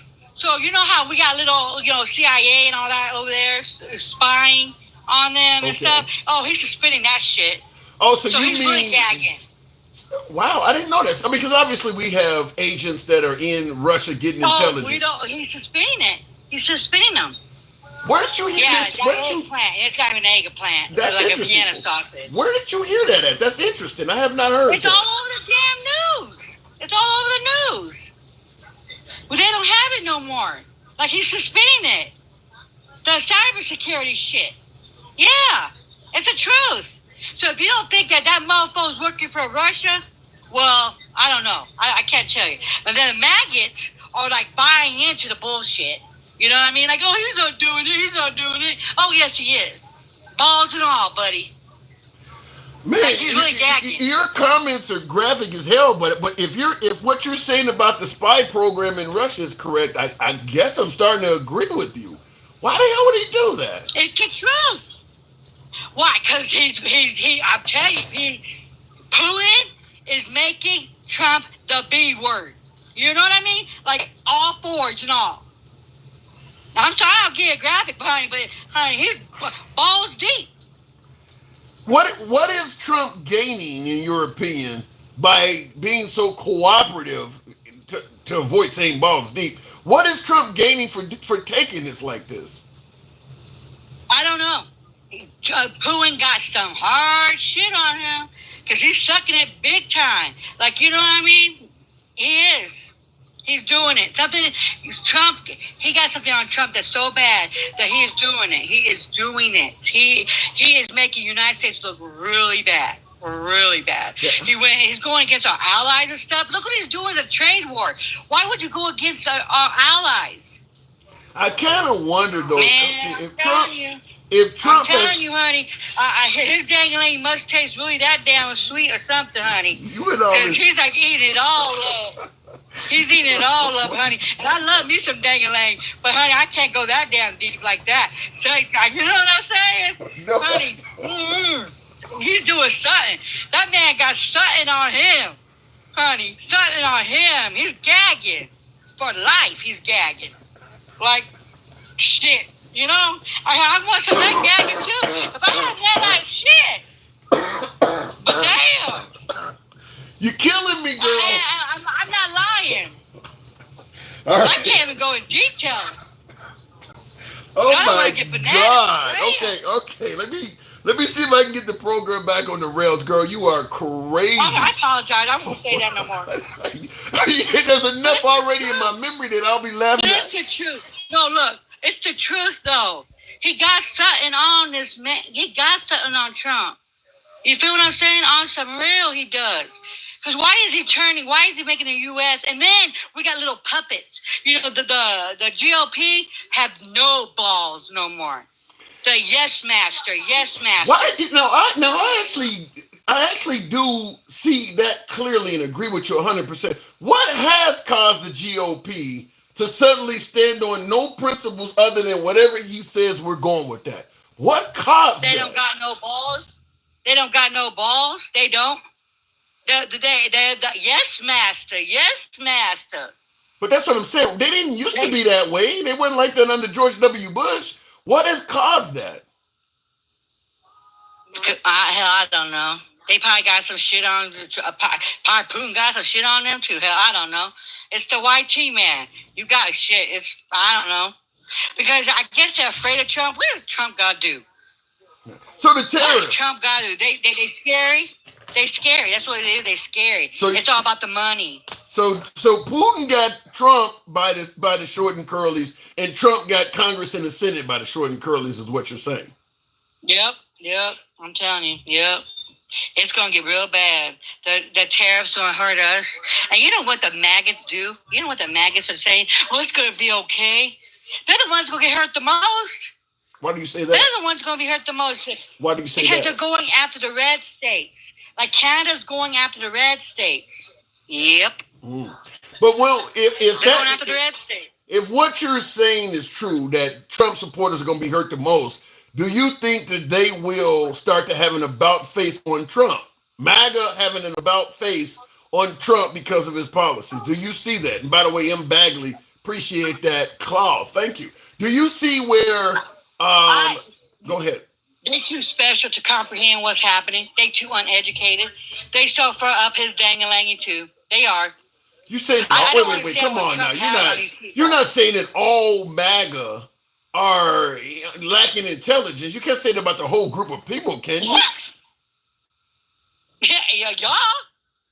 Who will stand by somebody that put gold statues, that they so-called Christians? Now, let me tell you something. I'm a Christian, okay? But I'm not a Bible-thumping Christian. Now, I do my faults. You feel what I'm saying? I'm a freak. I do my thing, but I still love me some Jesus. But these fools, they don't even know what the gold statue means. You feel what I mean? And they're still kissing the ring. And they don't even know what a gold statue means, for God's sake. And I am a Christian, and I know what the hell that means. You know that. Go figure. It's interesting you say, because when you're talking about Trump being a puppet of Putin, I see in the comments, Will G says, at the end of Training Day with Denzel, how he got basically shot to Swiss cheese by the Russians. What he's saying is, Lord knows what Trump's debt is with the Russians. That's kind of what you're saying. You're indicating that Putin has something over him. They do, and you know what? Something came out like a few months ago that he was a agent or some shit. I didn't even know if that was true, but look what's all coming to light. He will not turn on Putin for nothing. Nothing. You feel what I'm saying? Nothing. He won't turn on him. He's giving up the cyber, whatever that shit is, security. He's giving that up. He wants the Ukraine to fold to Putin. Oh, hell no. I stand with Ukraine. That's our ally. Let me ask it to you from a MAGA perspective. We have tried for 50 plus years. Well, let me try. Don't hurt my brain like that, fool. Please don't hurt my brain like that. Let's make an effort. From I just want you to have an outer body experience from a MAGA perspective. You can answer this. You can answer this any way you want. You know we don't block banner sense, so you can answer it any way you want. From a MAGA perspective, we have. Here's what they're saying. We've tried dealing with Russia as an adversary for 50 plus years. What's wrong with trying some diplomacy, considering that keeping Russia as an enemy has gotten us nowhere? Trump is trying to work with diplomacy to maybe make Russia and America, the relationship, a little less frictional. Can you see any good or any daylight in that? No, because Russia's our enemy. Russia's always been our enemy. Russia does not like us, and we don't like them. Yeah, but Trump is trying to change that. I'm telling this deeper. No, he's not. No, he is not. No, he's not. He wants to be. He's already trying to be a dictator as it is. He wants to be Russia. Come on now. He does not. No, he does not. But he clearly doesn't. Russia doesn't even want peace. Russia don't want peace. What the hell? You think Russia They want to take Ukraine. You think Russia wants to remain adversaries to the United States? We never will be. They don't want to be friends with us. They don't. We're a free world. They don't want us. But what about the I'm fact telling you, that? Russia got something on him. But what about the fact that currently under Trump, our relationship with Russia is improving? No, it's not. You may think it is, but it's not. It is not improving. Come on now. Get your ass out of that mega brain. Get your ass out that mega brain. And you know damn well it is not. I disagree. Now, come on now. We got a leader in. It is not. What the hell is improving? What's improving? What is improving for us? We got a leader. We got a leader in the White House right now that can pick up the phone anytime. He's not a leader. He's a puppet. Anytime. He's a puppet. He's sucking on the weenie. He can pick up the phone anytime and have a civilized conversation with Putin. Nobody else was able to do that. Is that bullshit? Okay. If Putin liked Trump, then why was Trump's hoe as a wife, butt naked pictures all over the damn place? Are you disrespecting the First Lady? Are you disrespecting the First Lady? Honey, she is not cute. Have you seen her naked? Yes, honey. I went straight. I turned off my lesbian. Honey, I went straight. I went straight when I seen that. Honey, nah. She ain't all that and about no. Come on. Putin embarrassed the shit out of her. You're telling me that ain't no respect. That ain't none. That was some mayonnaise looking shit on those pics. Like I not gag me. Gag. So you don't find the First Lady. You find the First Lady as unattractive. Oh, her nuts? Oh God. Vomit. Oh. Have you seen them? Yes, I've seen them. I'm bisexual, sweetie. I like coochie and I like dang-a-lang. And when I seen that, I said straight. I went straight ding-a-lang after that. Grandma. I'm being real. You live up to mayonnaise. It was sour on me. I can't even look at a jar of mayonnaise anymore looking like that. I'm telling your ass, it was not looking cute. I tell you, I'm black as hell, and you make me. I'm black as hell, and even though I'm black as hell, you make me blush every time I talk to you. Gangsta Grandma. It's the truth. I gotta go. I gotta go. But damn, honey, I went straight up. Like damn, I can't even look anymore. That was bad, and I ain't gonna lie. That was some horrible shit. I'm being real. I could shoot, man. I went straight. I didn't go lesbian no more. For like a whole week, I could not look at a. Nope, couldn't do it. I gotta go. Thank you. Appreciate it. I got you too. All right, gangster. Oh my God. Listen, we get callers from all sides of the spectrum. That was different. Gangsta Grandma, certainly a friend of the program. Wow. That's all I'll just say. Wow. Oh my God. Anyway, going back to the politics, that was interesting. This is who you want to represent, says Liberty Bell. What do you mean? This is who you want to represent. I don't quite get your comment there, Liberty Bell. Thank God you moved on, says Mr. Walter. I got a few super chats I want to respond to. Man, that was deep. That was different, rather. That was different. It's all about looting the treasury and milking the 99%. The combo of diverting taxpayer money to crypto tax cuts and tariffs is just the thing. You know, the crypto thing, which I questioned last night on the program, there has to be a way to make money off the Trump-Elon presidency because they both got cryptocurrency. They're both drowning in cash, and just being affiliated with those two somehow, some way, there has to be ways to make money. But I will also say, in addition to what we talked about last night with that, if you're going to do some underhanded shit, crypto has made it easier to do that. Earlier in the program, one of my callers suggested that Putin and the Russian government helped Trump out during his legal cases to the tune of 10 million or even more. And I question, how could you get money in the country internationally without it drawing attention? People brought up campaign contributions and things like that, which seems like it would be a red flag if the Russian government was suddenly contributing to an American campaign. But crypto is the way. Secret wallet, nobody knows anything about it. That is a way to really handle and launder dark money. At least from my analysis of it. I don't know a whole lot about crypto, but the part I do know, makes it seem like that would be a great way to launder dirty money because it is so far down under the radar where, even the government, can they, like, for instance, can you garnish? I don't think the government, can they actually seize crypto money? Can they even do that kind of stuff? Like right now, a lot of the Russian oligarchs we had seize their assets, which Trump is giving back to them. Very similar to the whole Iranian deal. Remember Obama gave the Iranians their money back and the right was talking about how bad he was. He gave Iran all this money back. Trump is doing that now with Russia. He's giving them all of the money we seized from them.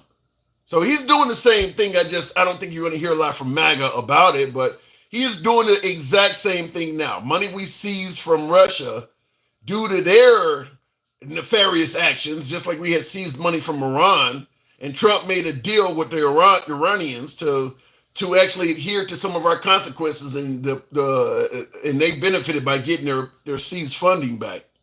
Well, Trump has done the same thing with the Russians, and he ain't made no kind of deal with them. He just released the money and gave it back to them.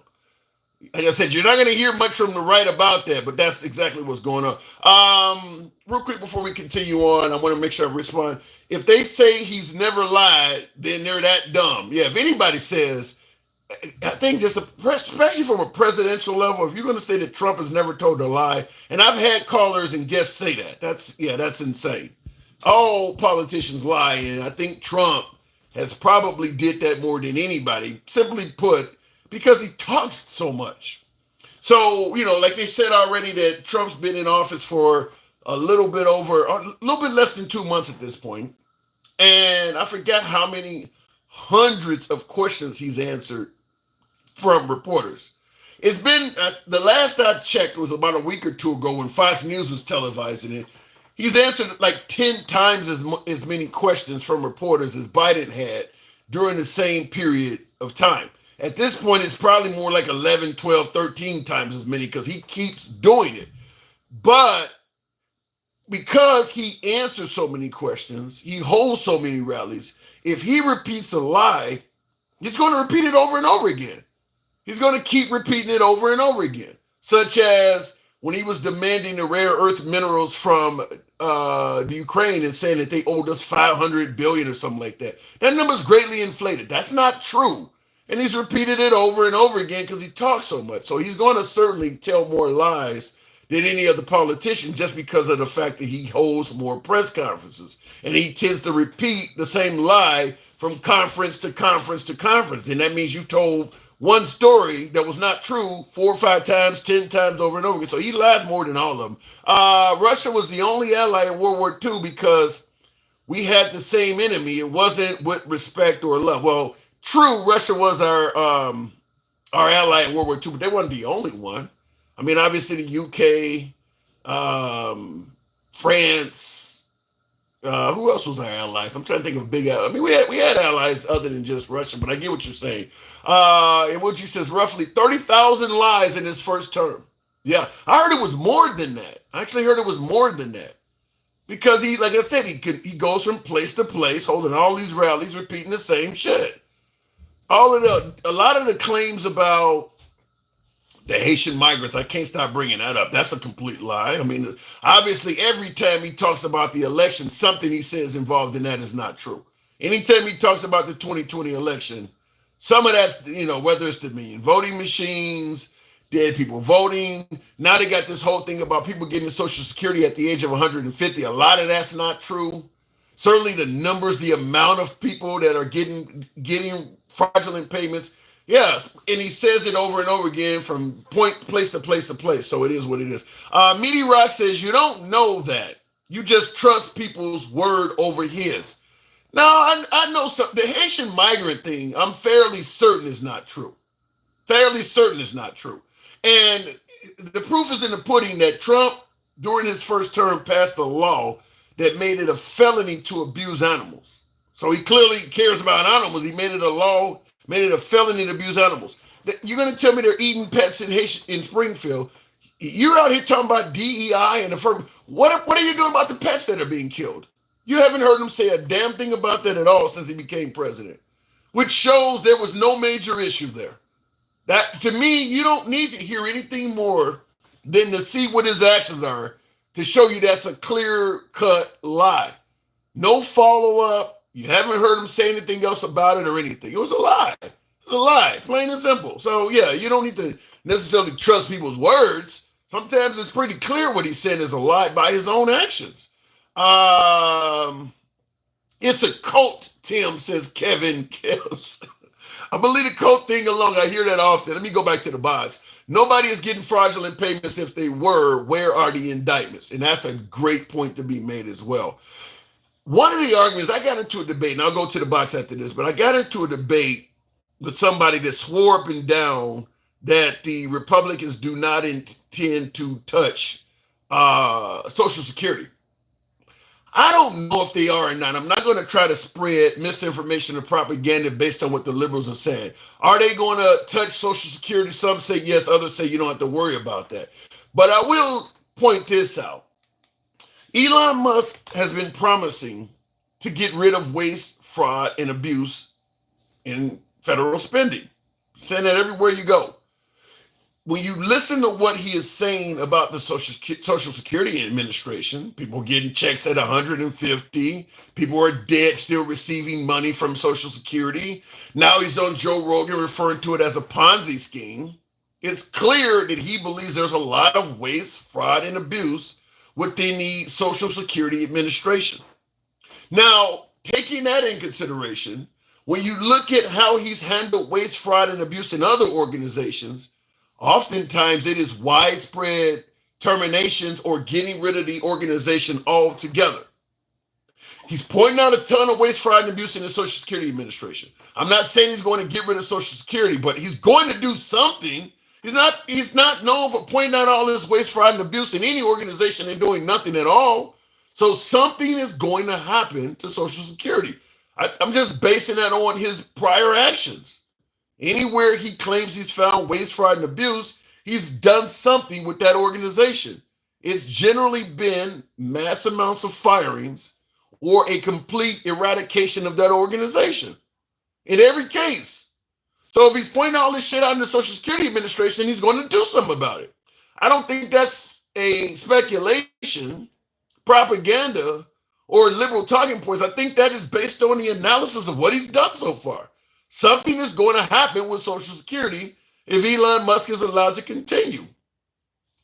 Just pointing out the facts. Let me go back to the box and real quick. Trump owes Putin. He is in debt with Putin, says Bandito.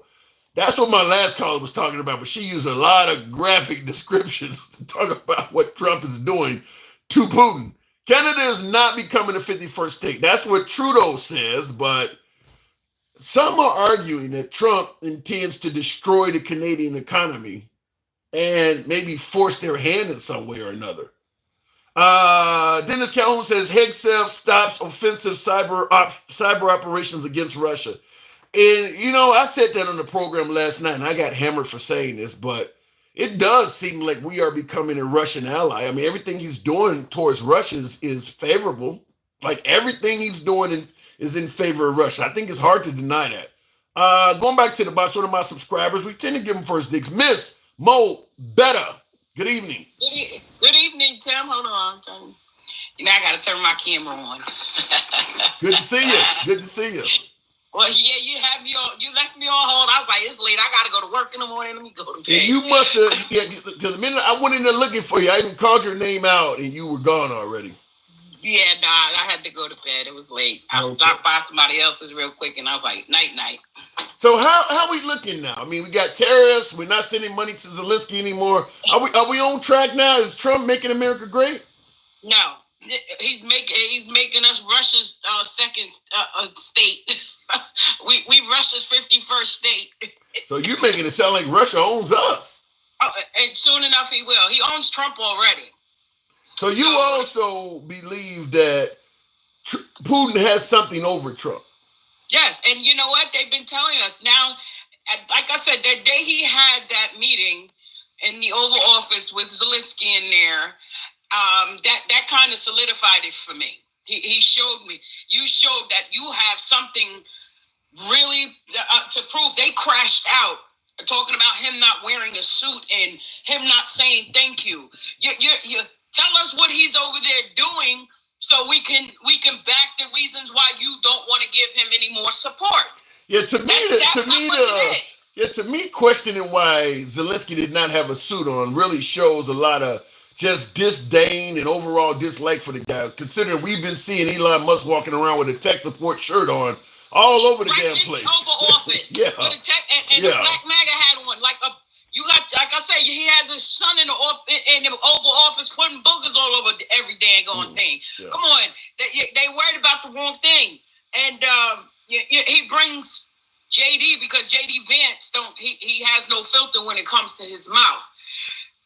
First of all, he don't even like Trump. It just so happens he I don't know, for whatever reason Trump chose him. You think? You think that JD Vance does not like Trump? No, he doesn't, and Trump knows it. That's why Trump said he wouldn't even endorse him as the president, the next president. So what the hell are they doing then? If he doesn't, again, they're all into this crypto now. They're trying to figure out how to get all of this stuff so we can get. You already know there's a bunch of, in my opinion, there's a bunch of inside trading going on. You make it sound like we just hired a bunch of bank robbers. That's what they are. They're a bunch of thugs. Look at the track record of the people that he put in place. All of them got a record, including him. So, am I lying? Am I lying though? I'm just saying. Not totally. I don't know about all the people he put in place, but you do make a good point. I seen somebody say that in the comedy show that the guy we put a 34-time felon to find fraud. Make it make sense. Somebody else did say that as a comedy. Make that make sense. Because, again, we expected him to be honest. He didn't even want to show his taxes, but y'all in there chasing other people's taxes now. We still waiting to see your tax records. What did he do to get this kind of trust? They had the coins. Once he got Elania on his side, where he can back him as far as money goes. Elania, yes. And once he got Elania in there, and to back him as far finances go, they were like, listen, this is what we can do. We don't care what happens to the little people. They'll be all right. All they're going to do is get here on TikTok. We're going to complain while the wheels keep turning for us. Because that's what's happening. They're getting richer by the day, and we got people out here almost on the breadline because they're firing them. You got a whole lot of people that are quite happy that Elon is finding billions of dollars in waste, that they've gotten rid of this DEI shit, they've controlled, the border, the LGBTQ are not running wild. I want you to answer, because in the comments I got somebody right now that's saying this lady is nuts, says Fred Inkle. How do you respond to folks that might suggest you, and hell, even I, just are a bunch of Trump derangement syndrome rolled up into a nice, neat ball? Again, I pay attention to people's patterns. He showed who he was back before he was even president. Before he even became president the first time, we knew he was a crook. I'm from New York. We know about Trump. Yeah. He can't pee in my ear and tell me it's raining. Sorry. Now that y'all drink that orange Kool-Aid, that's not my problem. You know what his supporters fell in love with is his nerve. Because he's bold enough to come out and say what is halfway on his mind because the other half don't work. He's bold enough to say it. They are in love with that because that empowers them. But I can kind of see, is there not something that's refreshing in having a politician that literally tells you how he feels and he doesn't mince words, he don't try to talk down to you? If the guy feels like today is a bad day, he'll just tell you today is a shitty day. Is that not something that's refreshing? That's the problem because he flip-flops. Because ain't no telling what he said to Putin on that phone because Putin has, right now, he is in his glory. You understand what I'm saying? For him to be an adversary of ours, he's sitting back because my thing is when Trump was having this meeting with Zelensky, why didn't you invite Putin in as well? Why wouldn't you invite them both in? Yeah. You understand what I'm saying? He also got rid of one side of the story. Yeah, he also got him in. Call him out for the things that he's done to Ukraine. Why won't you? We've been supporting them. We've been giving them their weapons, spending our money on them. Why aren't you questioning Putin as to why do you keep invading these people? But he wants Zelensky to bow down, surrender, and go over there and try to extort him out of 5 times the amount of the stuff that we were giving him. Because that's what it is. It's nothing short of extortion. Well, when you ask why we need to look into why does Russia keep invading them, the Tucker Carlsons of the world, even the right might suggest it's because there was a promise allegedly made that NATO would not get any closer to Russia's border, and the Ukraine has been constantly trying to join NATO. And folks believe that legitimizes the Russian invasion. See, that's kind of crazy. You know why? Because even if that's what Ukraine believed, if that's what those people believe, they didn't act on it. Russia acted on it. There's a difference. That's what I said. We can't pay attention to what people say. You got to pay attention to how they move. It's their patterns. It's the patterns that do it for me. I don't know about now. Yeah, but the question is, the counterpoint on behalf of MAGA would be, should they just sit there and wait until Ukraine is officially in NATO, or should they act proactively to stop it? Well, of course, the wise person would do that. We got to stop this now. Right. However, that's why, like I said, I gave him a lot of respect, because I'm going to stand up for my country, win, lose, or draw. And that's what he said, and that's what that meeting told me. I'm going to stand up for mine. I'm not just going to hand it over to you. First of all, we fought this far. If Putin was that big of a man, why is it taking him 3 years with 3 times the amount of people to do what he got to do? That's a great point. That is a great point. They have fought a gallant fight. Yeah, they used American weapons, but they didn't need any additional manpower. In fact, the Russians have had to bring in the North Koreans because they needed manpower. And that's the thing. And I, in my opinion, again, I don't believe Russia is as strong as they want us to believe. See, he's like Trump. They have a lot of similarities when it comes to the brain. I'm going to sell you this illusion. I'm going to sell it to you until I have to prove it. So once I have to prove it, then I'm a pivot. So let me ask you this. I'm a pivot. Yeah, well, he's known for that. So let me ask you this, though. It's pretty clear that Trump he's withdrew all help to the Ukrainians. Should Zelensky, under these circumstances, issue an apology to Trump to try to continue the aid going to the Ukraine? Why apologize now? Especially too when he was welcomed with open arms with the Europeans. Because listen, I now I'm going to have to do what I have to do. I'm not bowing down to you. Do you see how they welcome Zelensky over there? Well, because we got better shit. Like in the comments, the real Planet X says, I would rather be friends with a superpower nation than a weak, begging nation. Now, you're right. The Europeans are willing to step up and help the Ukrainians, but we got the best shit. And listen, don't be fooled. They got some shit too. We used to be a superpower. Now the kryptonite we got. Yeah, but when it comes to intelligence, that Oz, Takesha was calling last night. The Oz was in the office now. He hiding behind that curtain. I'm a fake it till I make it type guy. That's who he is. So do you think, based on what you're saying, let me just ask you this. Do you think the next 4 years, do you think Trump will walk out with a successful presidency? No. If he, no. I'm not even going to try to justify it. No. What metrics? No, according to him, he would be. Okay. According to him, he's the greatest. It's going to be the biggest and the best. I'm doing everything that nobody else done. Yeah, like cause nothing but chaos. Yeah, you did. You're the first one to do it. What metrics are you going by that leads you to believe he won't be successful, though? I mean, economy. He talk about America first, and he's firing all the Americans. Make it make sense. Well, that's not American. You don't want to. You take it from veterans. Number one, you're firing people. Look at the homelessness rate. You're taking away Department of Education. You want to take away SNAP benefits and stuff that benefits a lot of American people, whether we want to admit that it doesn't or not. A lot of people depend on that stuff. Even if you don't personally, if it's supposed to be about America, all of that stuff plays a part. Stop saying, go out there and get a job like everybody else.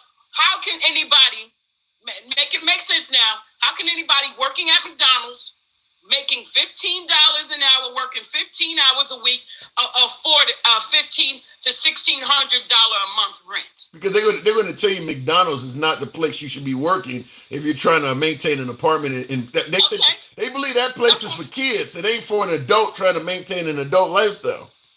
When was the last time you seen any kids working at McDonald's? I don't really go there, but the last time I took my son there, I seen adults in there working. I didn't see any children. And this is in school, because in school hours the kids can't work there. McDonald's is open pretty much all day. The kids are in school. That's a good point, that McDonald's is open, after, like you said, during school and even often late in the evenings. There's no way, teenagers are going to be in there all those hours. That's a good point. Yeah, because rent is high, and you know what? There's no restriction when it comes to how much people charge for rent. There's no borders on that stuff.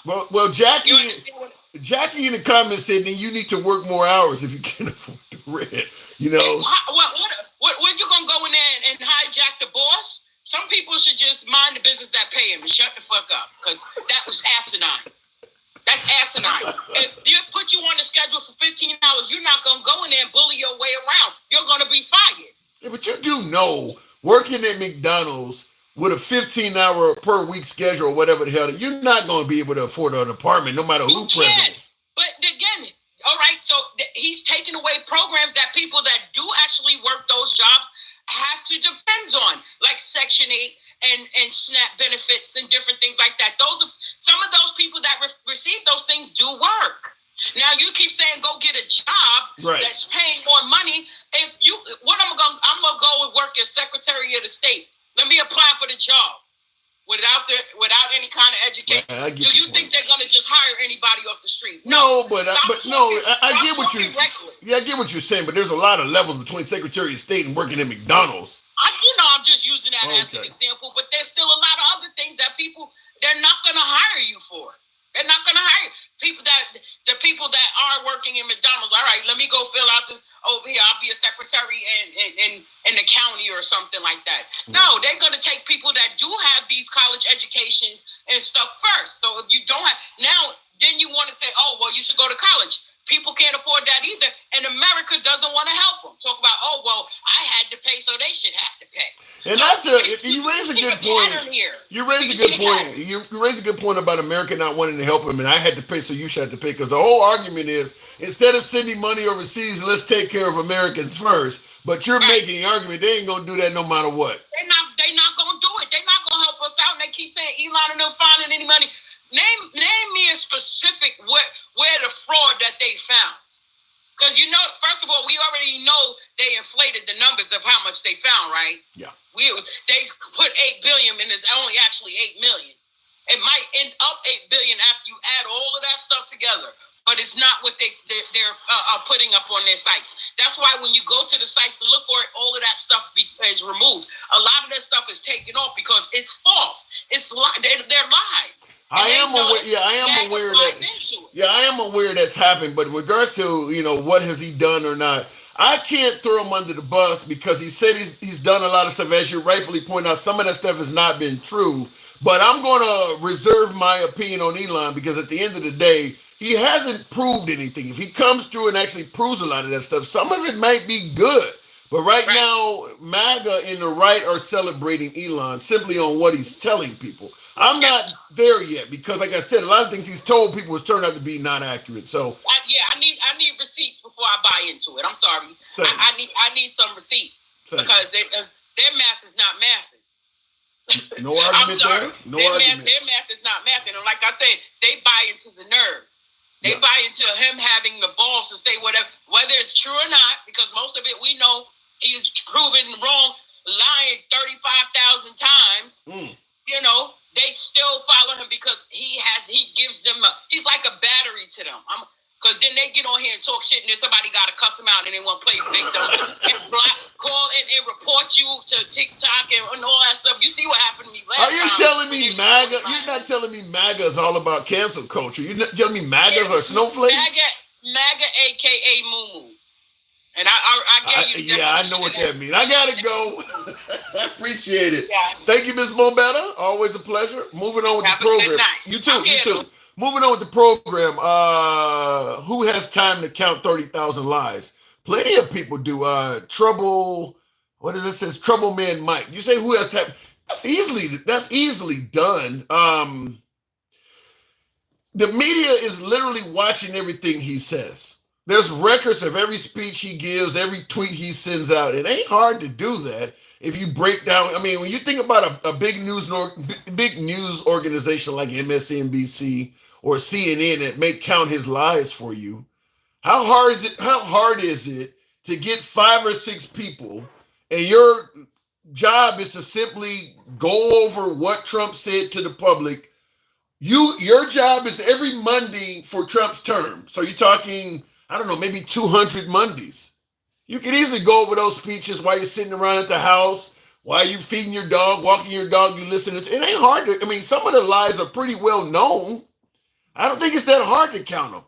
It's just not that hard to count them. So certainly when he's talking about the election, every time he says I won the 2020 election by a landslide, you could probably, now with AI, you could probably just record his shit and program the computer to pick those statements out. So a lot of them are already being counted over and over again. I don't think it's that hard to count it as you might think in the age of AI, in the age of microprocessing and search. You know, you can do searches in regards to his tweets, input them all into a machine. Anytime he uses the word dominion, I mean, you know he's going to follow it up by saying the machine's cheated. I mean, I don't think it's that hard to find that out. I think nowadays with all of the search process in AI that exists, you can easily find that out. Looking in the comments, you don't even need AI, says Tag Team Games. But I think AI and I think being able to use search words in his speeches make it a lot quicker. I mean, like for instance, if you feed all his statements into a machine and you type in Dominion, 2020 election, you can just read the next. If you type in 2020 election, whatever it spits out where 2020 election is highlighted, chances are when you read the following that goes after that, he's going to say something that's not true about that election. You know, January 6th, put that in as a search and see what he said about it. Chances are something is in there that's not true. So I don't think it's that hard to find the 30,000 if you got a decent team with a few weeks to work on it.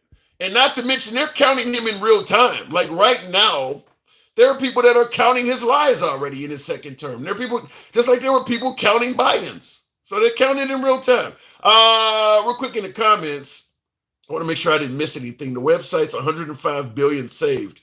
And that's what I'm saying in regards to Elon and how much money is being saved. I'm not throwing the guy under the bus. I'm not going to say he didn't do shit or he's the next best, greatest thing since sliced bread. I need to see receipts. He said he's done a whole lot of things that he has not proven to be true yet. So until he proves it, I'm not going to chastise him for it and I'm not going to celebrate for it. If you don't like him, you're going to instantly dispel everything he said as a lie. If you love him, you're just going to trust everything he said as the truth. I'm in the middle on that. Let me see actual proof of what you're doing. Because the whole, chainsaw approach where he was on stage with the chainsaw, the reason I don't like the chainsaw approach is, let's say you got gangrene or you got frostbite, where you got dead skin and they need to remove a limb or they need to remove some fingers or something like that to prevent further infection. Diabetes, whatever causes some of your body. If the surgeon is using a chainsaw, you're going to cut off some good flesh too, because it's not a precision way to cut. I don't like the chainsaw approach because as I'm talking about cutting off good flesh, there are good American citizens getting fired that don't deserve to be fired because he's using a chainsaw instead of a scalpel. So we can celebrate what he is finding in terms of waste, fraud, and abuse, but that don't mean because he found millions of dollars of fraud, you ignore all of the innocent people, hardworking Americans that are getting fired in the process. Innocent people are being cut. He's using a chainsaw to cut off dead flesh, but he's taking off good flesh too. You don't ignore that. So that's the part I don't like, because the MAGA side is giving them credit for finding all this waste, fraud, and abuse. They don't give a damn about the innocent people getting caught up in it. I don't like that. I was talking in a debate earlier, and I used the analogy of a bank robber running into a school and the police shooting up the whole school and bragging about that they killed the bank robber and they stopped him from robbing future banks. Nobody gives a damn about all the students that are laid out. We got the bank robber. That's all. That's what it sounds like. MAGA, in my opinion, is they only care about finding a waste, fraud, and abuse. All of the innocent casualties, the innocent victims, oh well, you can find another job. Just no concern about all the innocent people getting caught up in it. I don't like that. That's my take on it. Going back to the box, the innocent are the taxpayers. Well, maybe that too.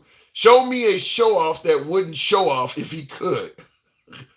MLK, what do you mean? Show you a show off that wouldn't show off if he could.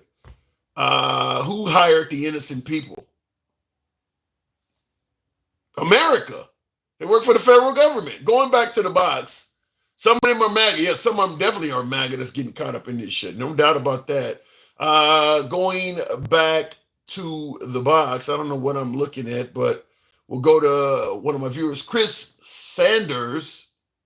Good evening. Welcome to the program, Chris. Listen, the only way to see past the politics, pay attention to where the money is going. They're not going to tell you that. And that's one of the great points that I've been saying, is that I don't care how much money Elon is bragging about, he's saving the American taxpayers.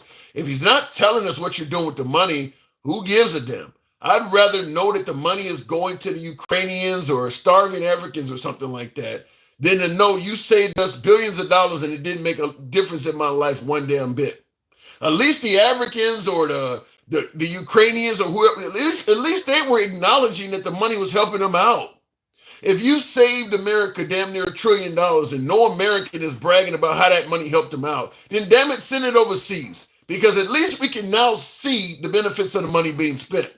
Just telling me you're saving money don't help me out one damn bit. So I agree with the notion of following the money. And right now, Elon Musk and Trump have not presented any type of agenda even for what they plan on doing with the money they're saving. Nothing at all. So to me, bragging that you're saving billions of dollars and you're not, that ain't an accomplishment in itself.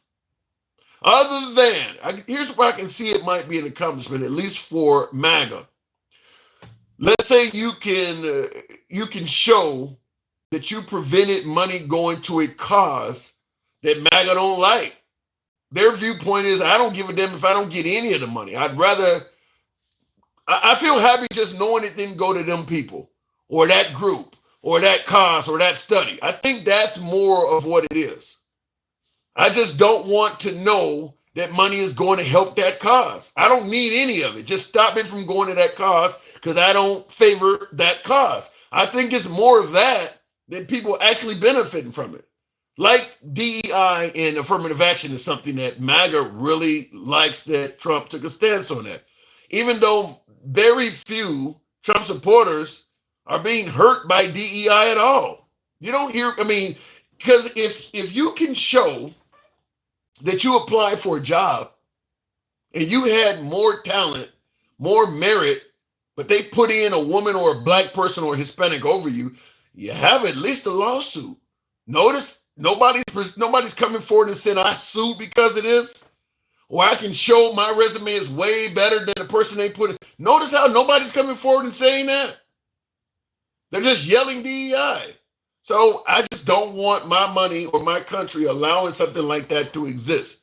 Even though it really ain't affecting me at all. I just don't like it. That's what I believe it is. Going back to the box.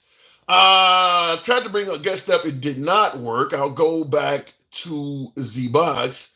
Don't know what's happening there. Stick, Darula. Good evening, Stick. Maybe I'm having problems with the box. I don't know. Maybe the box. We'll give it a second here. Otherwise, we'll continue on. Gas went up, Tim. Yeah, the thing is under Trump promising, he promised to get the economy back on track. On day one, he said that. I don't think anything has went down since Trump became president. In fact, a lot of things have went up.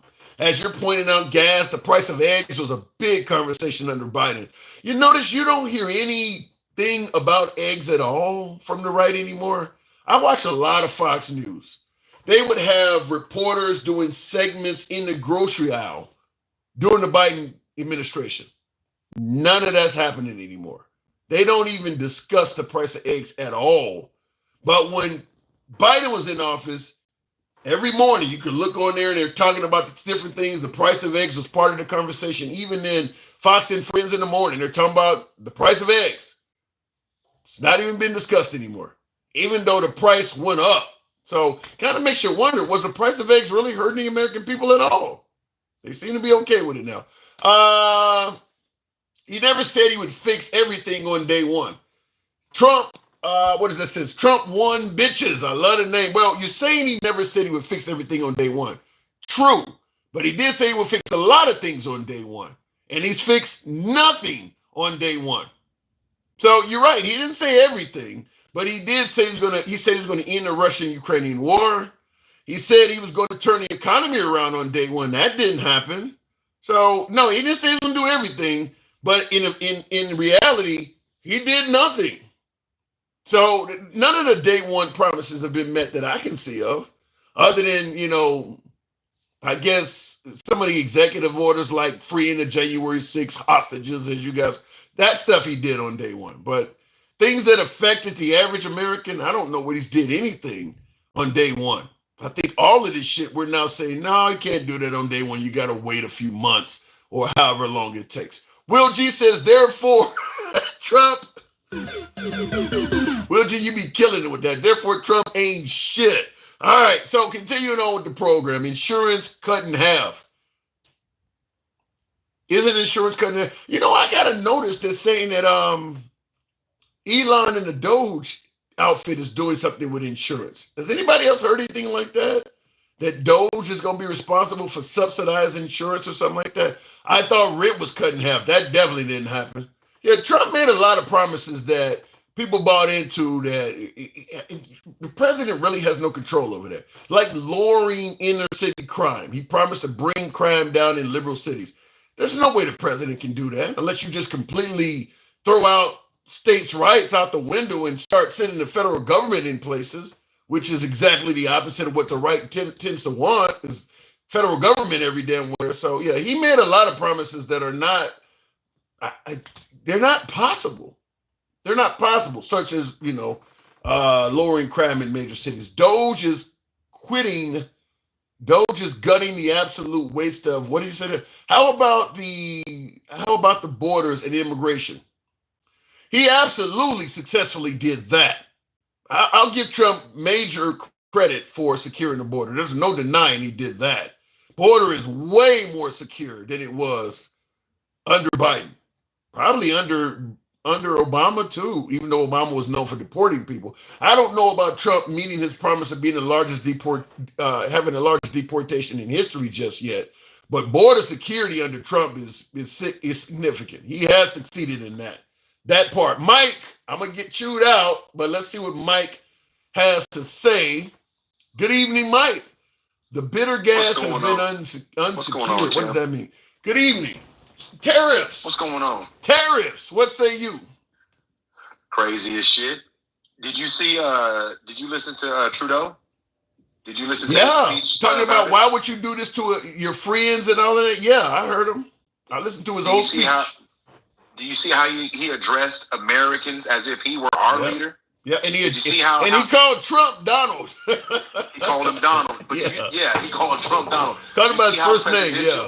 Yeah, you see how presidential he was when he did that? That's what a leader does. Yeah. That's what a leader's supposed to do. It's crazy. And for people to think that this is a good thing, it's not a good thing.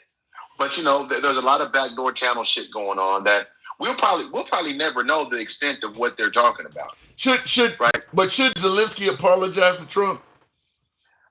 Should he? Well, listen, I don't think he should apologize because I don't think he did anything wrong. Will he apologize? What would you, if that whole event happened and you got into a spat with Trump on national TV, but you had millions of people in your country hoping for a ceasefire, what would you do if you were in Zelensky's position where the American government was demanding an apology? What would you do? Whatever I had to do to protect my people. So you bow down. Yeah. So yeah. Well, I mean, whatever I had to do to protect my people. But here's the hard part: he can't trust any of them. He can't trust Trump. He can't trust Putin to do what they agreed to do. So that's what I was saying when it happened. It's like he's in it. You gotta trust the people you're talking to in order to take a firm position that I'm going to apologize and that my apology is going to mean something, or you're going to use it for political favor and say, see, he even knew he was wrong. Or you can't trust any of that shit. So you're in a damned if you, damned if you don't. But I do think he's going to come back to the table after he's talked to his European allies. I do believe that. I do believe that how Europe is talking to Zelensky and trying to give him support, and other countries are. I do think he's in a better position when he does come back to the table. But let's be honest, they're trying to fleece the shit out of Ukraine, like they're trying to do everybody else. Yeah, he clearly was trying to get more money out of Ukraine than they owed. I mean, I don't think there's any doubt that he was trying to get more money from them by saying it was $500 billion, a billion or whatever. And everybody knows that we didn't help them out to that tune. Yeah, it wasn't even close to that. Yeah. It wasn't even close to that tune. But why are we talking about it now while they're still in the throes of this conflict? Why are they talking? I mean, come on, Tim. I mean, so that's like you going through something, something very serious in your life, and somebody comes to you in the midst of that, in the midst of you fighting for your life, you laying in your hospital bed, and they say, by the way, bro, what about that $200? You said she was going to pay me. Can I get off of dialysis first, Negro? Yeah. Can I get out of here first? That's exactly what I said when this whole thing came up with the rare earth minerals. I'm like, their country is still at war. They got rubble everywhere, and you're in the middle of this saying we want to get paid back. It just looks cruel. It is. And listen, any Trump supporter that's talking about minerals, as soon as they bring the topic up, they're being about as disingenuous as they can, because minerals was not part of the reason they voted for Trump. Yeah. Okay. I mean, we can talk about a lot of activities that are happening right now that were never on the table as to why they voted for Trump. Yeah. Right. So to even get into a deep dialogue about it, I'm like, the whole conversation is disingenuous to me because it was never part of what we talked about. Now they're trying to make it make sense after the fact. But you got to ask yourself, why are they doing things now that they didn't campaign on? If you look at the source of these slimy, greasy son of bitches, it'll tell you why. Because they're lining their own pockets. We know that, right? I mean, think about this, Tim. In the midst How of do you know? We we can't confirm that we know that. How can you say they're lining their own pockets? Okay. Well okay. We can say it's possible for sure, but we don't know that. Is it more possible or probable? See, this is what I was telling you about the other day when you talk about wins, and I said set the expectation. Do you have a resume, Tim? Yes. Do you have a physical resume? What's your resume for? Oh, you mean my workout electronics? You tell me what my special? Yeah. You have a resume. Yeah. What does it tell you? What is it for? It's to tell you. If I'm looking, I'm not looking for a job, but that's what it would be for. Correct. So, but your history as a person matters. Who you are, what you do matters. That resume matters. All I'm saying is I'm looking at what they've done. I'm looking at the work they put in. And the work they put in tells me, it would lead me to believe I need to be more cautious. I don't think that. I think you got, in the age of Trump, I think you got that wrong. I don't think Trump is really going by resume. I think he's going by loyalty. Unless your resume you put on there, how loyal you are. I think he's more concerned with loyalty than your actual resume. I'm not saying by going by an actual resume. I'm saying I'm looking at the resume of them and what they've been doing. When you ask me how can I come to a certain conclusion, I'm saying the evidence that they provided in our face, whether you look it up as an article or you read or you watch video or you look at the things that they're doing, I can't ignore that and say, well, maybe they're actually trying to do the right thing. I can't do that shit. It doesn't even make sense. It doesn't even make sense. If he really is cutting all this waste, fraud, and abuse, you don't see that as trying to do the right thing? Again, Tim, you asked me this before, and I said, to what extent? Because I don't trust the source. These dudes, what are they doing? I mean, they're telling us about it, but they haven't shown us anything. They haven't shown us a damn thing. Right? What if he shows you? What if he shows you receipts that he did find all this waste, fraud, and abuse? Would you retract your statement and give Elon and Trump credit? Here's what I would do. I would say, yes, they found this waste and fraud, but I would still be waiting for the other shoe to drop. Because they're not doing, here's the thing, just like I told you, when Elon gave all that money to Trump's campaign, he didn't do that for nothing. We talked about this before the election, right, Tim? The belief is, listen, he helped Trump out, and he did that because he genuinely wanted to make America a better country. It sounds fucking ridiculous. I get it. That's my whole point. Listen, even as you said it, you didn't keep a straight face. Yeah. So all I'm saying is, this is what I'm saying. What I just saw them do with Zelensky in that office, when I saw those dudes standing over him about wearing a suit, when Elon was just sitting there without a suit on, it tells me who they are. I don't need to stand around and wait for them to do it to me. I don't have to stand around and wait to be verified that they're doing what I think they're doing. I need to position myself to prepare for what I think they're doing. And all they keep doing is showing us that they're doing what we think they're doing. Yeah, you know it does. Because I know a lot of my MAGA viewers view Elon Musk as a patriot, but it does bear, that is a legitimate question to ask. Okay, this guy don't gave Trump $300 million to his campaign. And the belief is he just really wanted to make America great. That he's willing. That you know, ever heard the phrase, if it sounds too good to be true, it probably is. It doesn't make a lot of sense that a rich man is just going to come up off of $300 million of his own money and start doing all this to make America great if he's not benefiting from it in some way or another. I'm trying to play devil's advocate, which I usually can. That don't make no fucking sense. It really doesn't make sense, Tim. And here's the thing. So what I did when I first heard that, what I did is I went and did some research on Elon. I went to see what type of in-kind donations has Elon given in the course of his business life and personal life. And all of his contributions are back to his causes and back to his businesses. Yeah. But you can't go any deeper to see what he did with the money after that. It kind of goes dark. You understand what I'm telling you? So let's not try to make them be somebody that they haven't shown us that they are. But I always get folks to the counter. Overcomer on YouTube is saying that's exactly what I would do if I was a billionaire. I would donate a bunch of money to a politician. It did work on making that country great. It don't make no sense to me, and I'm trying to make it make sense. Out of all the shit I would be doing if I had Elon Musk's money, the last thing I would do is get involved in government and fire a bunch of people. Isn't that stupid? I mean, listen, Tim. Okay, so I'm gonna answer. Trey said something in the comment about me proving it. If you're trying to do right by America or for America, Elon, do you think making the suggestion that Trump pardon Derek Chauvin? Do you think that making that public sentiment about pardoning the officer that unalived George Floyd is really a conversation we need to be having right now? Even suggesting it with the optics of what's going on today, is that a smart move? Is that something that tells you it's about America?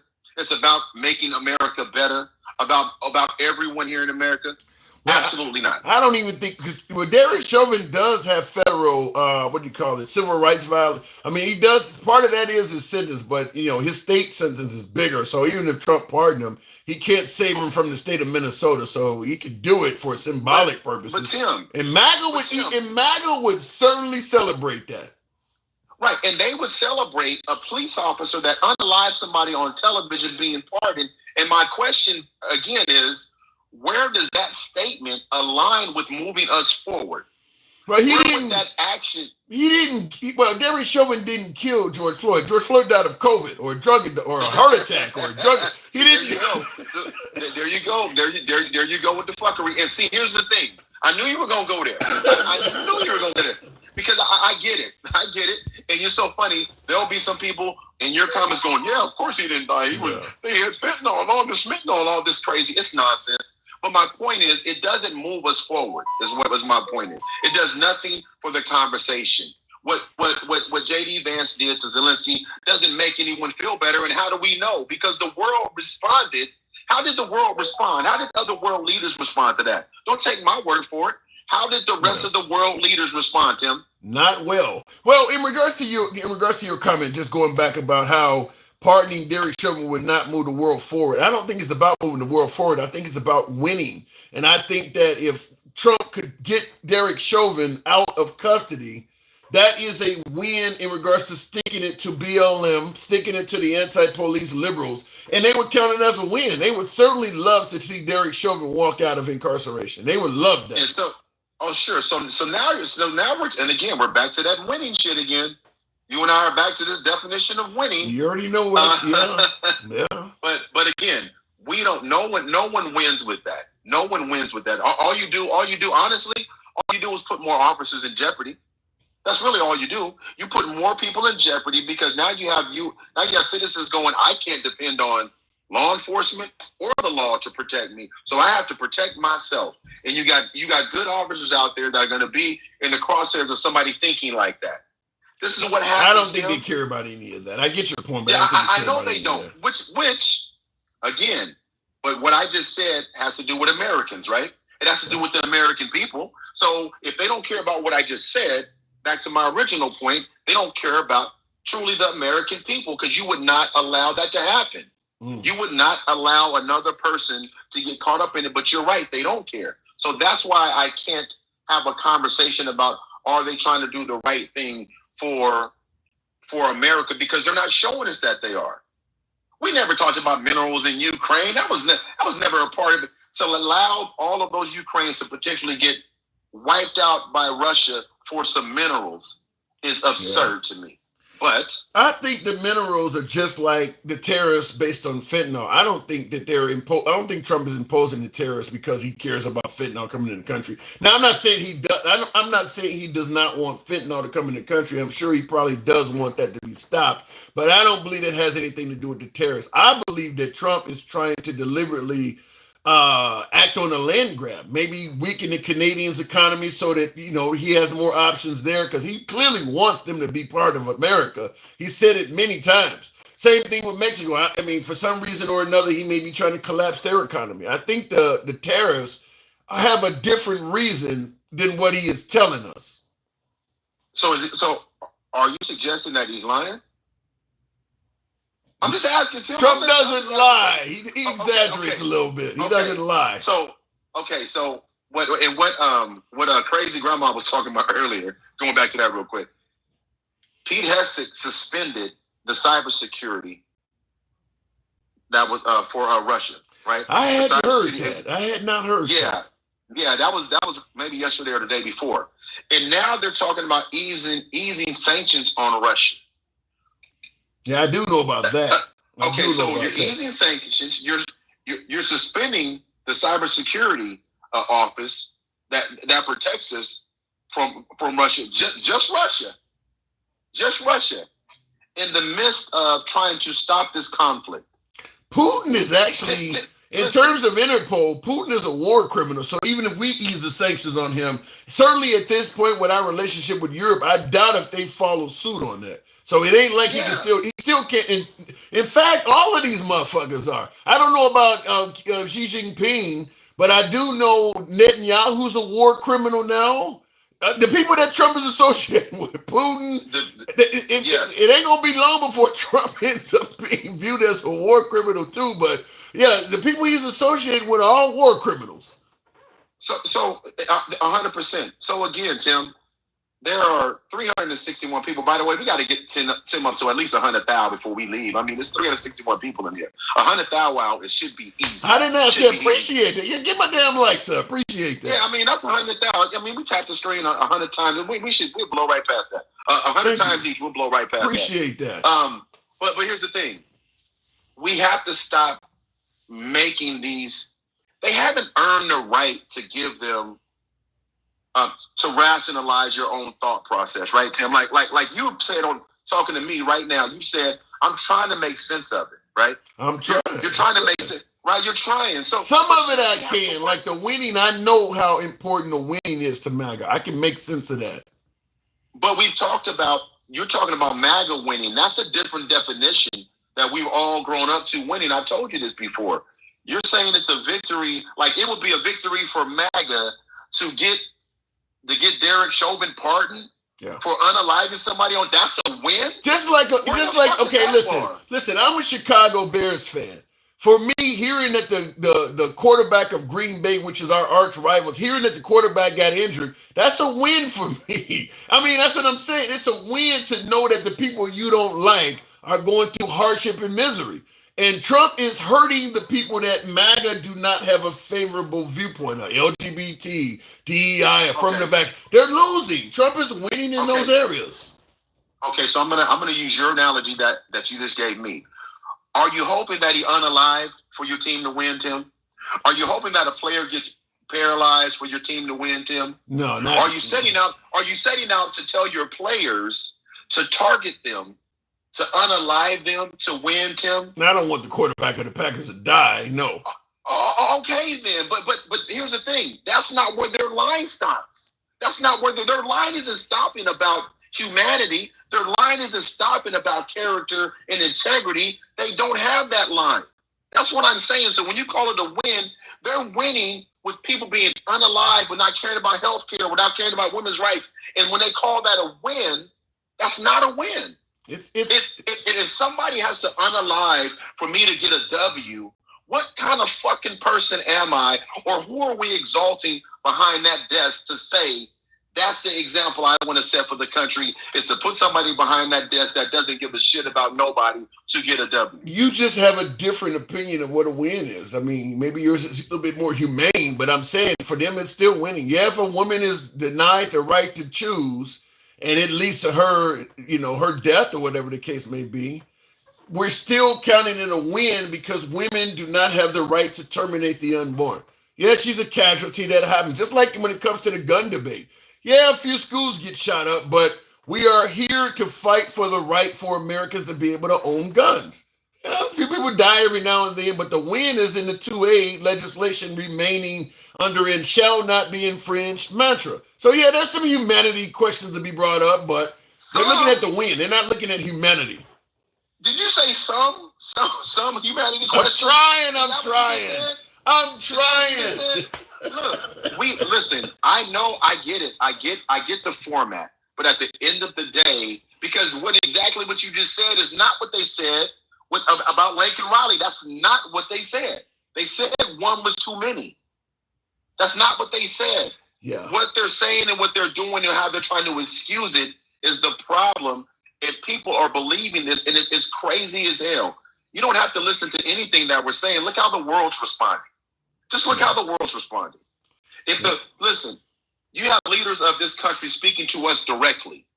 Yeah, you're talking about Trudeau spoke to the American people today. The crazy thing, you mentioned Trudeau. The crazy thing is Trudeau's numbers were his poll numbers in Canada were terrible. He was talking about he was coming up on a resignation. Apparently, what Trump is doing has united Canada, and his poll numbers are skyrocketing. Just like under George W. Bush after 9/11, people unite when the country is going through something all together at once. They're uniting behind Trudeau. He's actually helping Trudeau's political career out behind that.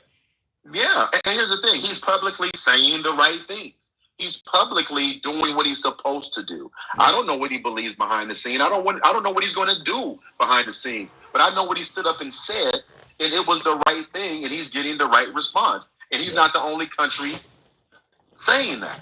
And while we think somehow that these tariffs are going to be a good thing, you can't get around them. You cannot get around them. When they're talking about, and it's already happening. Companies are already adjusting pricing for as long as they can, and they're hoping most companies like mine, we're hoping to spread that cost out as long as we can before we have to forward it on to the Can you imagine some of these companies that may have contracts with the federal government? They've already taken hits because of that shit. Now all of a sudden, some companies out here in America are taking double hits because firing the federal employees and getting rid of government contracts has already hurt some American companies that may have been dealing with the federal government. Now along comes the tariffs on top. So there are some people that's getting a double whammy in regards to this. I'm sure that will 100%. Come out eventually. Oh, it will. It will 100% come out. And my last thing, Tim. Just we can't let this ride. We can't let this idea. I know you have to play devil's advocate. I know we have to look at things differently, but at the end of the day, a thing is a thing. Some of the stuff is just bullshit. Some of the stuff is just inhumane. Some of the shit is just cruel, right? It is what it is. We call that out. We call that out. Yeah.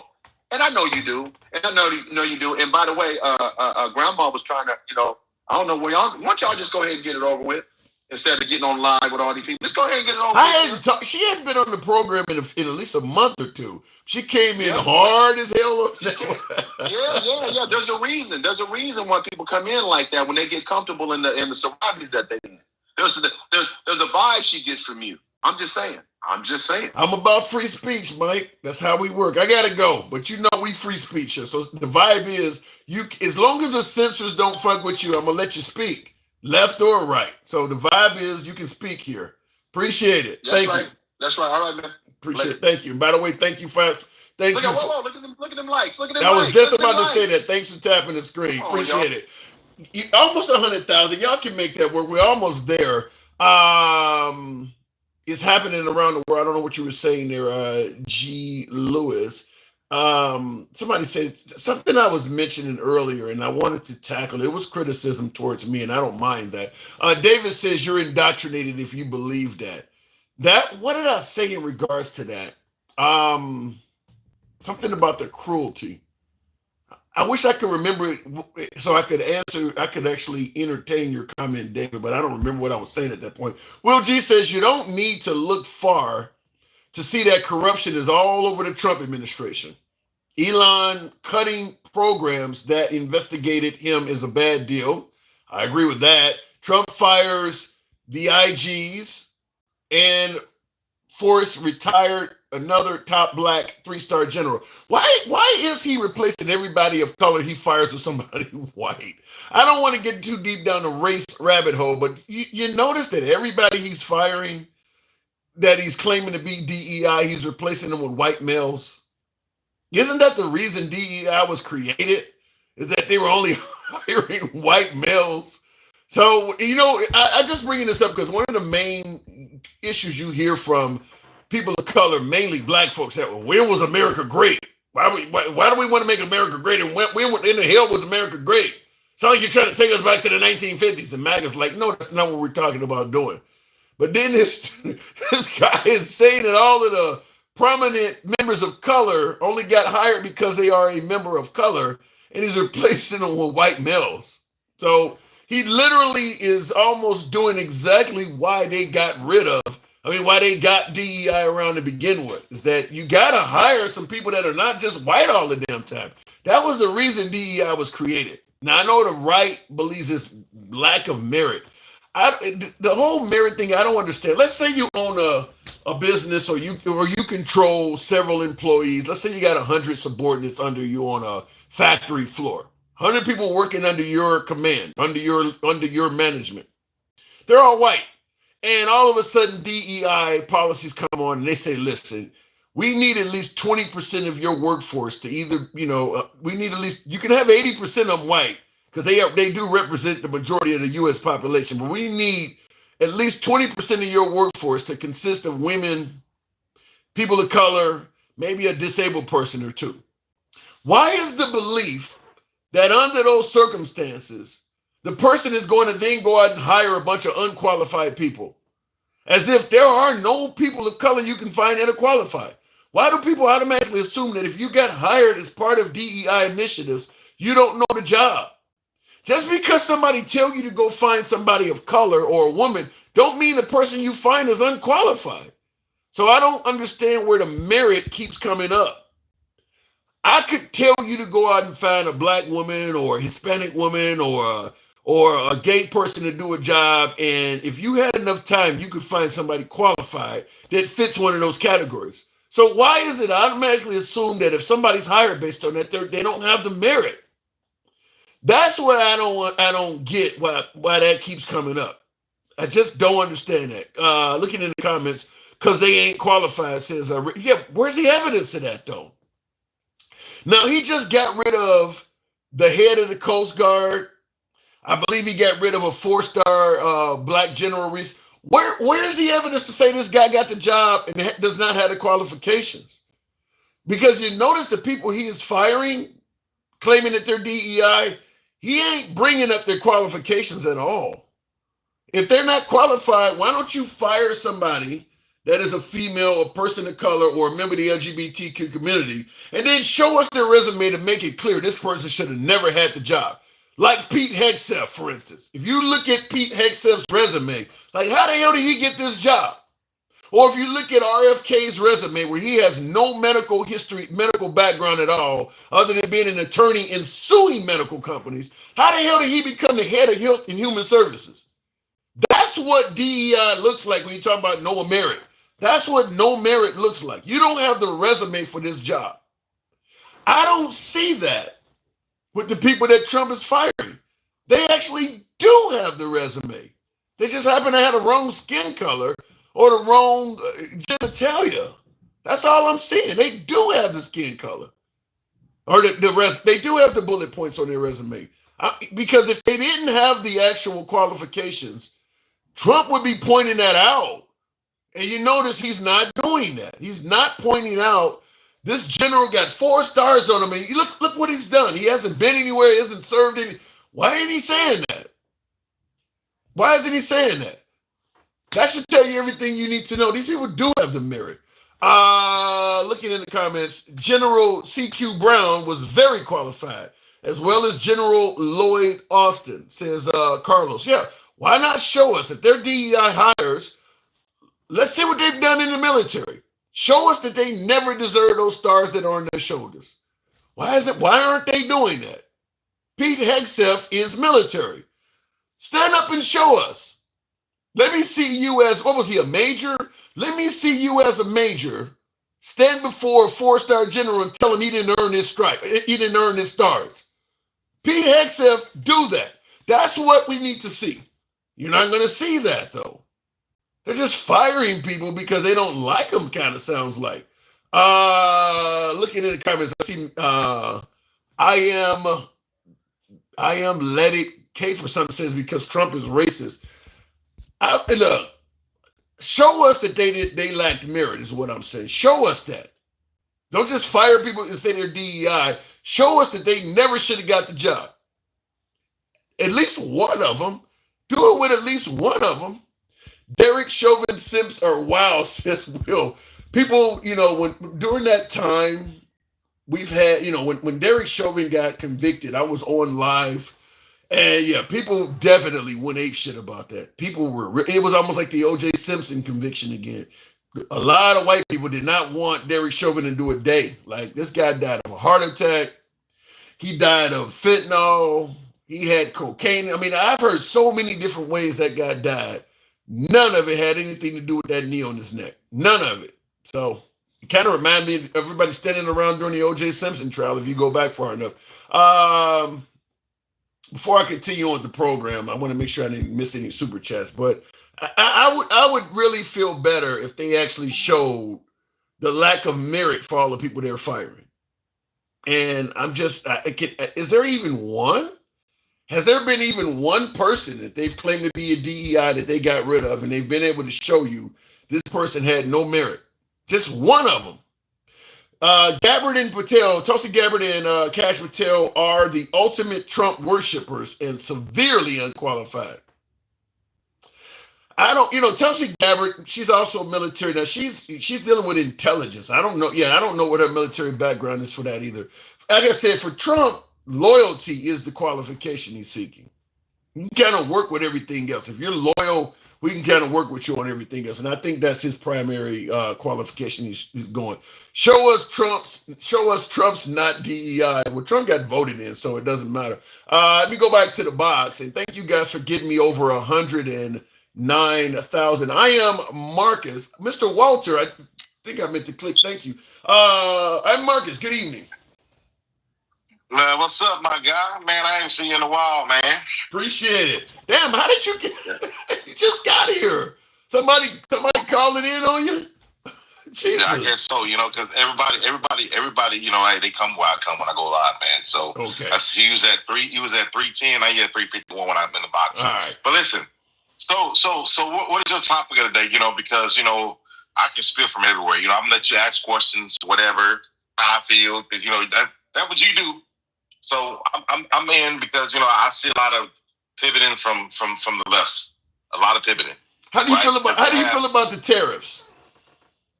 I mean, the tariffs. I mean, the thing of it is, look, I'm not a.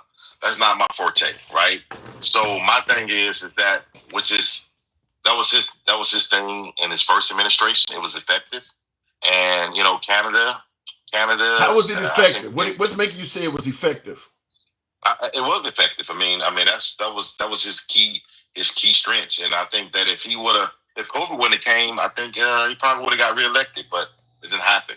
I agree with that. I do believe that if he didn't handle COVID so poorly, the pandemic, I do believe it would have got elected. But he fucked up the pandemic pretty bad, in my opinion. You're telling me tariffs were successful in his first administration? I'm not aware of that. Well, I'm gonna say, he's the first president that used tariffs besides Reagan, right? So there might be a reason for that. Well, but the thing of it is that like he says, man, listen, Trump is not my daddy. I'm not. So for everybody in the chat, listen, Trump, I don't worship Trump. It's just that, I voted for Obama in 2008. So they tell you, but time has changed. But this man said that everybody, before he even announced he was running for president, is that everybody needed to pay their fair share. And for so long, Canada has been milking us. I mean, look at Ukraine. Like now, Zelensky is want to renegotiate because of the fact that he fucked up. He want peace through strength. When Trump was in office and had some, give him credit where credit due. When Trump was in office, did they have any wars? I think the wars during Trump's first term were among the American people, but you're right. Globally, there was less. There was some conflict, but it wasn't as bad as under Biden. I'll agree with that. Right. And then what happened? Russia invaded Ukraine as soon as Biden got in office. Okay. And that's what we're going through now. And they gave billions of dollars to Ukraine, right?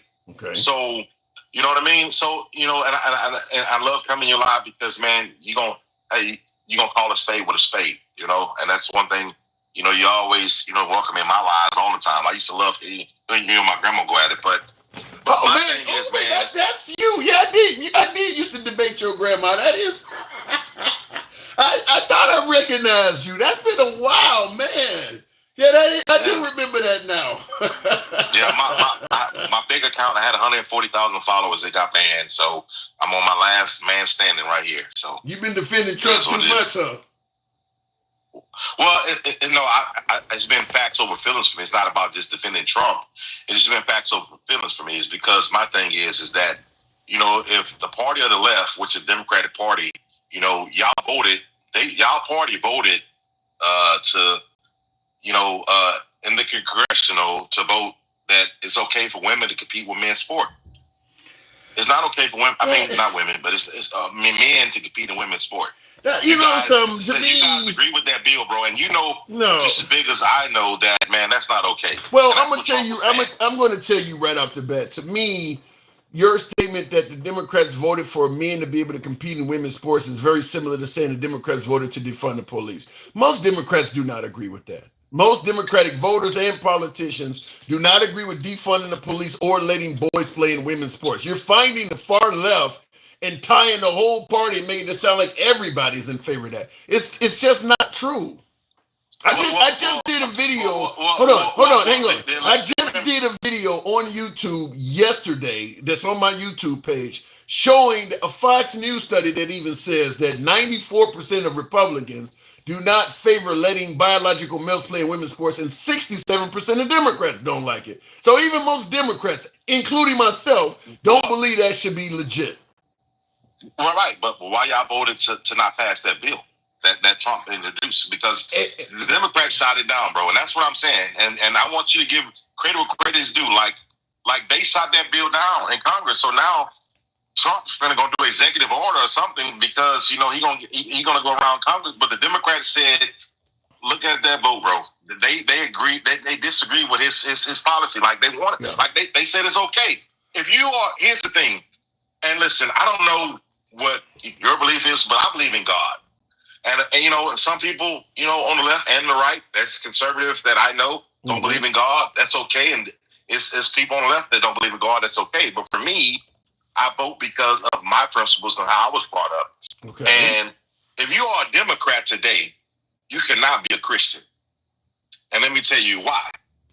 And I'm not trying to change the subject. I'm listening. Look at everything. I know you're trying to find that information, but I know I'm trying to find my own video. When you ask why did the Democrats vote against that bill, I'm looking for the video I just posted yesterday because I explained in detail by that senator. I think what is his name? Tuberville. He's the one that tried to propose the bill. I explained in detail why, because this is the third time he's tried to do that and failed. I explained in detail why they won't pass that bill. But they shot it down, so it was a majority of Democrats. And you asked me why does the Democrats keep shooting it down? I explained in detail why that bill is getting shot down in the video I just made yesterday. Yeah. It's because he is fucking lying. He gets up there and says that women in girls sports are damn near extinct. He uses the word extinct. He says that there are all male teams playing against girls. This stuff ain't happening. The dude is lying. It's not. Here's the thing. The media spin what he's saying. No, right? It ain't. I got him on. No, hold on. In my video, I got him on camera saying it ain't got nothing to do with the media. He's on Fox News saying it himself. He's lying. But like you said, what he meant to say is though. Hey, Handsome, listen. You and I both know. I don't want to call you by your name because I'm gonna go you by Handsome. You do it good. Don't worry about it. Go ahead. No, but look, the thing of it is you and I both know that what Trump was meaning to say is that, like in Maine, the statement in Maine, like everybody is on board about not letting men compete with women, right? Because you got some states, like I'm in Texas, so we ain't going for that shit. Ain't no man finna play with the women in Texas. We know that. Louisiana, okay. All your soft states not gonna happen, but in Maine, it's okay. And what he was trying to say was, like you're up north, like the Midwest, like Maine up there, like that's what he was saying. It wasn't. You and I both know it's not everywhere, and that's where when Trump say things, they hold what he say. They try to persecute him because you and I both know that's not everywhere. Okay. But what he's trying to say is like she said, the Congresswoman, the Democrat in your party said, "Well, I'm gonna see you in court." And, because she said she's going to follow the law, but you okay with letting men compete in women's sport. When that should be fact. Hey, come on, man. I'm from Texas, bro. Handsome, you're not a small guy, man. How would you feel if your daughter was playing against a boy, man? You have a problem with that. I'm going to ask you this. Where the fuck is that happening at? Why is this such a big... Where's all this shit? Where are all these teams with biological boys playing against girls? Why is this making such a big-ass issue? Maine was one of the biggest states. Maine. And how many transgender athletes in a big-ass state like Maine, do they even have 5 of these people in that whole state? It's transgender. If you go back to Virginia and PA in Virginia, it was a woman, a swimmer, right? And she had to go against a biological man. So it's states out there. It's just not like I'm in Texas, but it's not happening here. But don't deflect from that because that shit happening, bro. I didn't say it was not happening. I didn't what I said. What I'm saying is the hatred toward this community. You guys are literally fighting one or two in a country of 350 million people. Hold on. In a country of 350 million people, I could put a gun to most of you guys' heads and you couldn't come up with 10. That's how little this is. You're making a big ass issue over something that is virtually non-existent. I'm just saying. I was just making a point about it. So it shouldn't be getting this much attention. You take what I say, and I'm just saying, like the man ran. You had 77 million votes. Just people that actually voted. The man, you got to give Trump what credit's due. The man ran on everything he said he was going to do. He said he was going to secure the border. He said nothing about the Panama Canal. He didn't say nothing about Greenland. He didn't say nothing about rare earth minerals. He's doing a whole lot more than he ran on. Yeah, but he got the highest approval rating to the day right now. Why is that? I don't believe that's true. I'm hearing that from somebody. I mean, this from CNN. I don't like CNN. Oh, you believe CNN now? Came out with a poll, bro. You believe CNN and the Wall Street Journal? What's the left leaning news? Wall Street Journal. What's the other one, man? Like, hey, they came out and said he has the New York Times or whatever. Look. Hey, so you can't tell me Donald. You can't tell me Biden was better than Trump because Biden was. He won. He look at the conversation. Look at the transparency right now within the media. When Biden never really talked about anything. You know, I don't disagree. He ran from stuff. You know, so I mean, look. At the end of the day, bro. And listen, you know, you still my brother, man. I'm always support your platform. If something, God forbid, something happen, I'm gonna still support you. But you know, you got to call a spade what a spade is, man. Is that? Well, let me. Okay, wait. Saying Trump is perfect. Let me land my plane with this.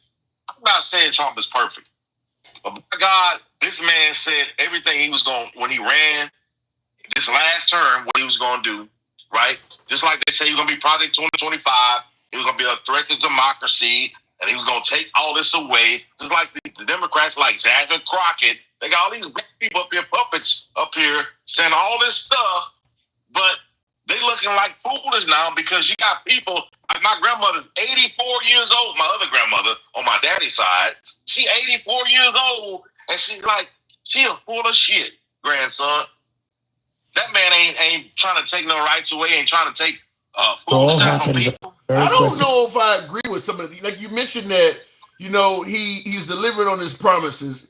Such as, here's a quick clip. You give me your explanation on this. Will happen very quickly. This will rapidly drive prices down, lower interest rates, and put more money into the pockets of American consumers. It'll also bring your grocery bill way down. I have more complaints on grocery. The word grocery, you know, it's sort of simple word, but it sort of means like everything you eat. The stomach is speaking.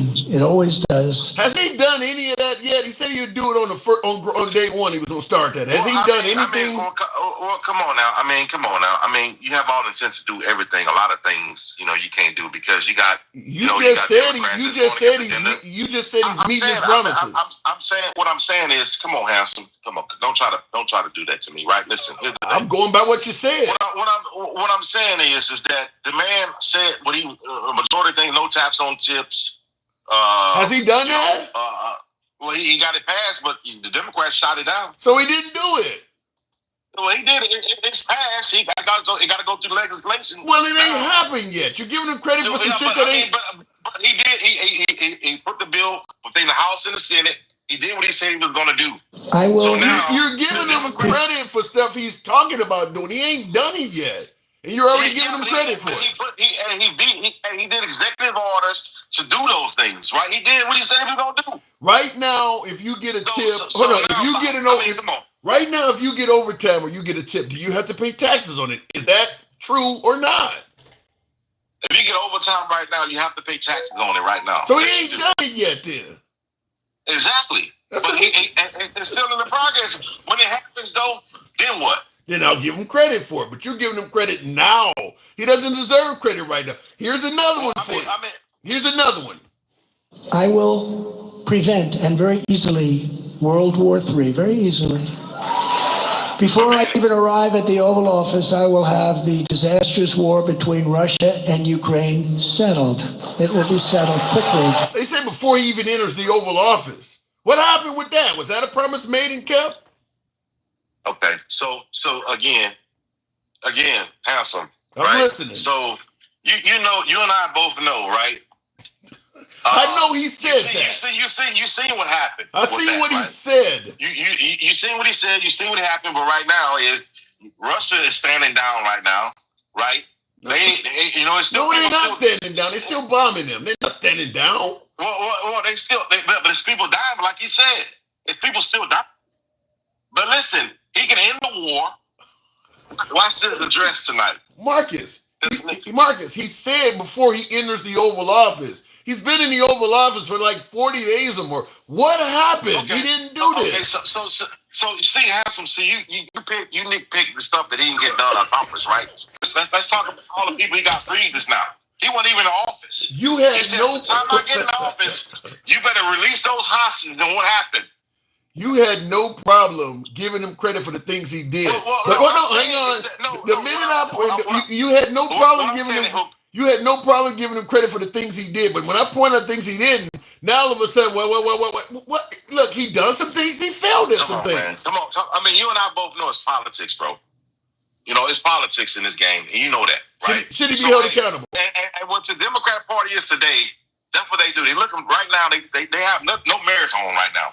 So they're looking to hold him accountable for shit that he said he was going to do, like you doing right now. Should I not do that? He said he was going to do this here, and he didn't do that, right? We know it didn't happen. Should I not? Once it happens, then what? I'll call a spade. You just said I call a spade a spade. Once it happens, I'll give him credit.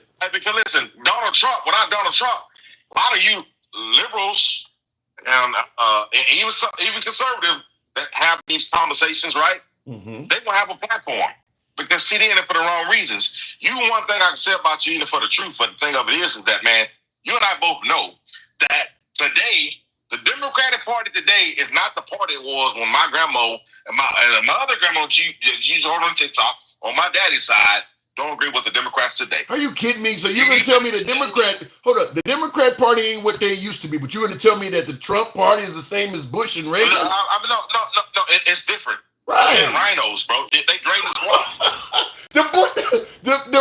You're going to tell me that Reagan and Bush, they're rhinos, but Trump is a genuine Republican?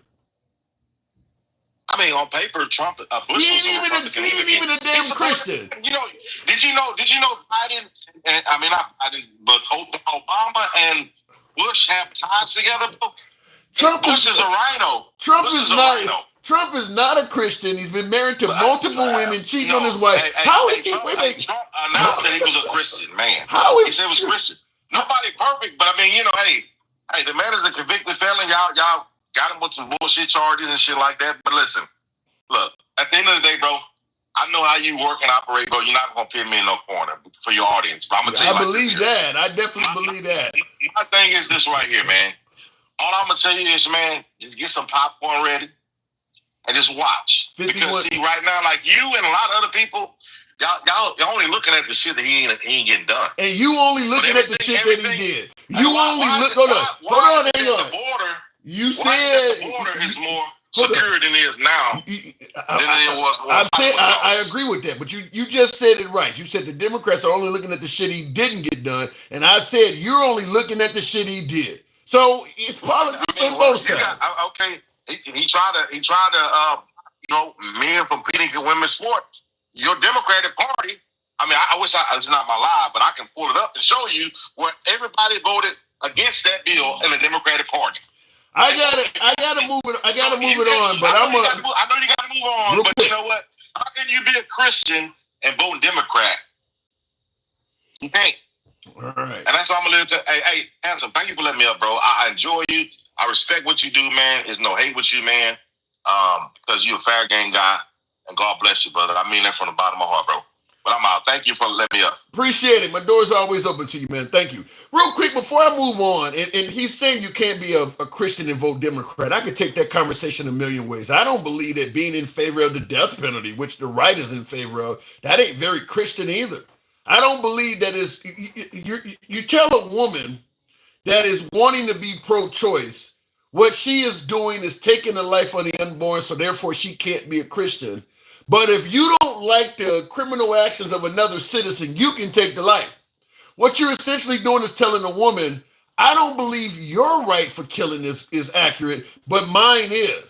It's not right for you to kill, but I'm killing for a good reason. Then you're not Christian either. Not to mention all of the wars and shit that we promoted under George W. Bush from the Conservative Party. You're totally okay with killing in, weren't you? So the whole idea that you can't be a Christian if you vote Democrat, I can point to a whole lot of shit that the right is doing, up to and including all sorts of shit like what they're doing to the immigrants that there's no way in hell I believe any God would be in favor of doing. Is that you know that these folks are desperate and downtrodden, and you're telling them to come the legal way when you know damn well they don't have those options. You know they don't have the money required. You know they may be running from the cartel. You know they may be starving to death. All of that. And I won't even begin to get into how unchristian Elon Musk tax cuts are for some of these other nations abroad via USAID. So the idea that you can't be Christian if you're a Democrat, but all of a sudden you can do all of that shit on the Republican side, up to and including idolizing the Confederates who did nothing but oppress and mistreated people of color. I could go a million directions with this shit. But I appreciate my last call. I want to tackle what he said because I put a video out. I'm only going to play about 2 or 3 minutes of this, but it is in regards to exactly what he said about the Democrats did shoot down the bill trying to, what was it called? Because I even got the name of the damn bill in my protection against women in sports or something like that it's called. I'm trying to get to the point where I had it on the screen because I did a video on it, but I'll play a little bit of it. Here it is. This appeared on a major cable news outlet about 5 minutes ago. Check this out. All right, as we await the president, the Protection of Women and Girls in Sports Act gets a vote on the Senate floor later on today. This bill would set a stronger precedent to keep trans athletes out of women's sports, and states who don't comply would face consequences. At least 7 Democrats will need to get on board for it to pass a filibuster.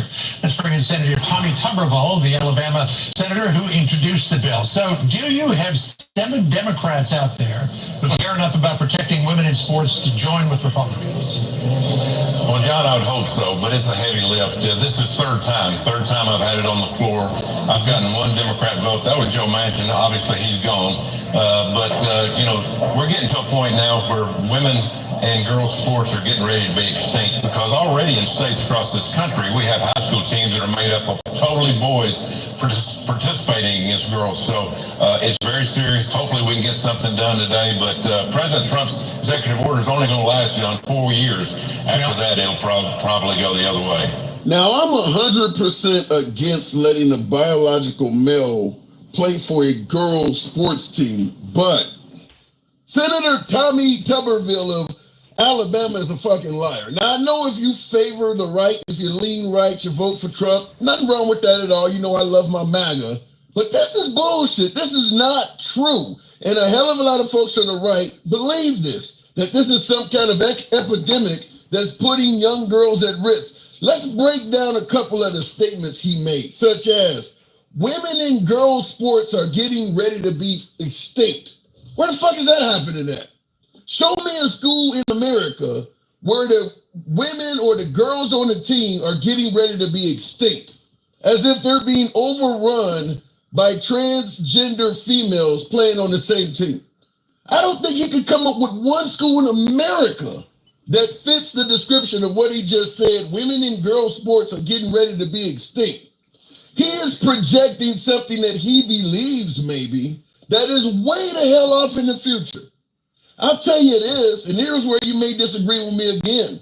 I believe that even if they did have some sort of law that allowed biological boys to play in girls' sports, there's not enough of them to ever get to the point where females in sports are going to be extinct.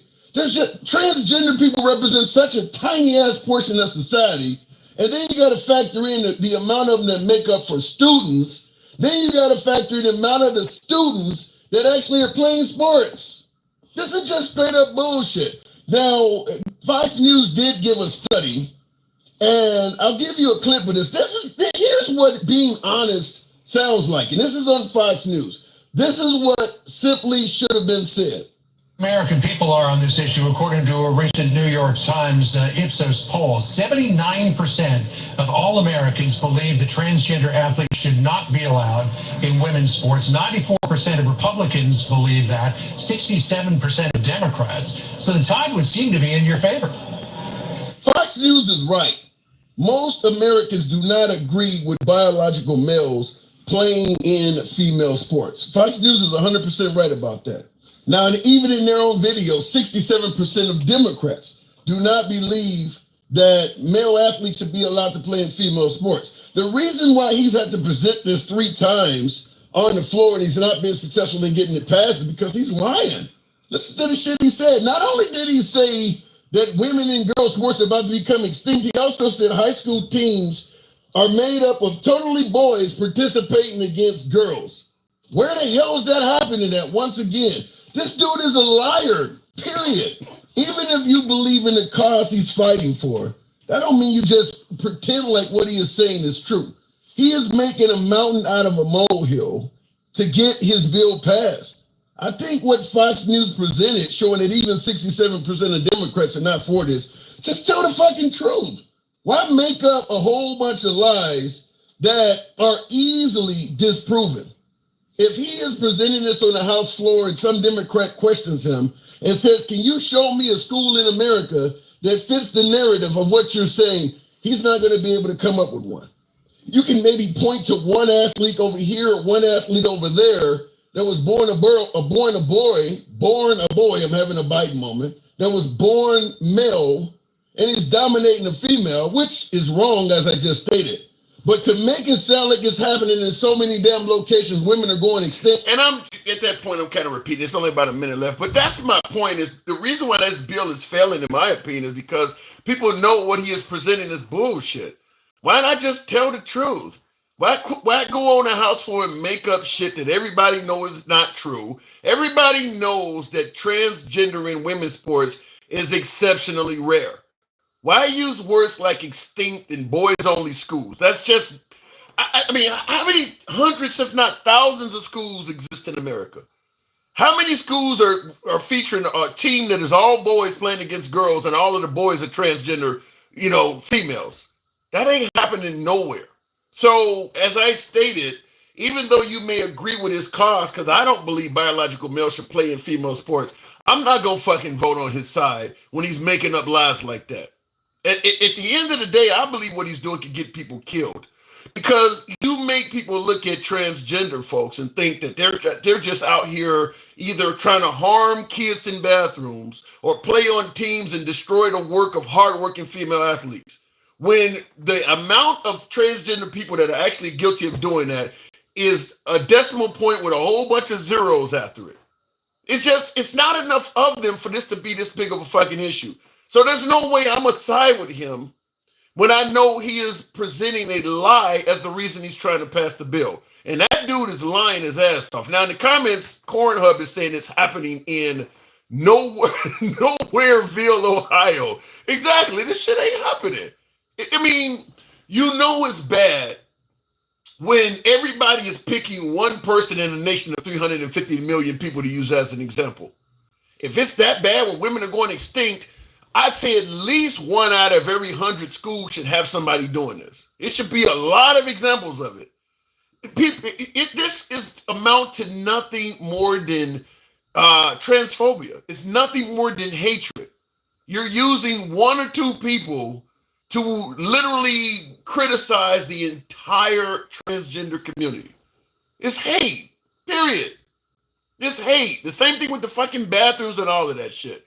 Knowing damn well your child is more at risk for being assaulted in the bathroom if he is a boy and he's going in the bathroom with a bunch of straight males. There are more straight males that are abusing children, probably in bathrooms, than transgender folks. You want to pass a law that says kids can't go in the bathroom with another man? Because they have a more chance of being violated by that dude than they do by transgender people. You want to stop them from going to church? It's documented there. This is nothing but hate. It's nothing but hate. And then he's on a damn House floor trying to pass a bill where it literally is rooted in transphobia. I can't back that. I can't, and I would say that on the House floor. I'm okay with keeping sports among the right genders. But I'm not going to back this bill because it's all about hate. I would literally say that. You can't prove a damn thing what you just said as the reason you passing this. You can't prove this is happening in schools, to anywhere near using words like fucking extinct. Extinct? I would bring that up on the House floor. If you had told the truth, I might have fucked with you. But when you come in here talking this wild ass shit, you got the right that is mad for saying that the police harm more blacks than whites. And there are actual real numbers of whites and real numbers of blacks being harmed by police. This shit right here amounts to something you can count on one hand in a country of 350 million people. I would literally tell my House floor, I can't vote with you when you trying to make some shit out of something that doesn't exist. Or it is so far down in the weeds. You could find people losing their lives to very rare forms of cancer in greater numbers than this shit he talking about. This should not be to the point where we passing bills to stop it. It's based on hate. Even though I agree with what they're trying to pass the bill for, it ain't happening enough for this to be happening. This is based on hatred. Call it what you want. This is based on hate. Looking in the comments real quick. By the way, 50 minutes, a little bit less than 50 minutes until Trump addressed the nation. So we're going to be stopping this soon because I do want to hear what Trump has to say. We'll see what happens. He's telling a Christian lie. Yeah, I don't know what it is. And by the way, you got a much emphasis on much greater chance of your child being abused by a Christian than you do by a transgender member. Looking in the comments, conservatives really think that they have the religious and moral high ground, complete hypocrites. I can't disagree with that when my last caller said you can't be Democrat and vote Christian. I can't disagree with it. I would try if I could. One biological boy can displace 20,000 young girls. Wait a minute. One biological boy can displace 20,000 young girls if the boy makes the finals. Sonata extremely unfair that one boy can do that. You know, one drop of fentanyl that fits on the head of a pig can kill 20 people. I don't know. This, like I said, you're God. So who took the measurements? Who took the measurements to make a statement like that? Maxwell Smart, thank you for the super chat. Says one biological boy can displace 20,000 young girls if the boy makes the finals. Sonata extremely wow. You know what that almost sounds like when I'm reading that? It sounds like I'm trying to see if I had the clip up because it reminds me of something that Trump just said the other day. What was it? What if a bomb drops on your head? That's what it sounds like. What if when the lady said, well, what if Putin doesn't honor the ceasefire? Well, what is a bomb drop? That's what that sounds like. But anyway, it is unfair if it happens, but it is so rare that you find a girl that says, there's a whole lot of girls in America that went state, played sports, volleyball, all the way to basketball, you name it, that got records all over America throughout schools and colleges. How many of them can say that the record I worked hard to get was taken down by a biologically born male that went as a girl? Out of all of the thousands of athletes, female athletes, how many of them can actually say that the record I put up was lost to a this is what I'm talking about. Mountain over a molehill. Virtually, and I'll go into the argument. People always say, well, one is too many.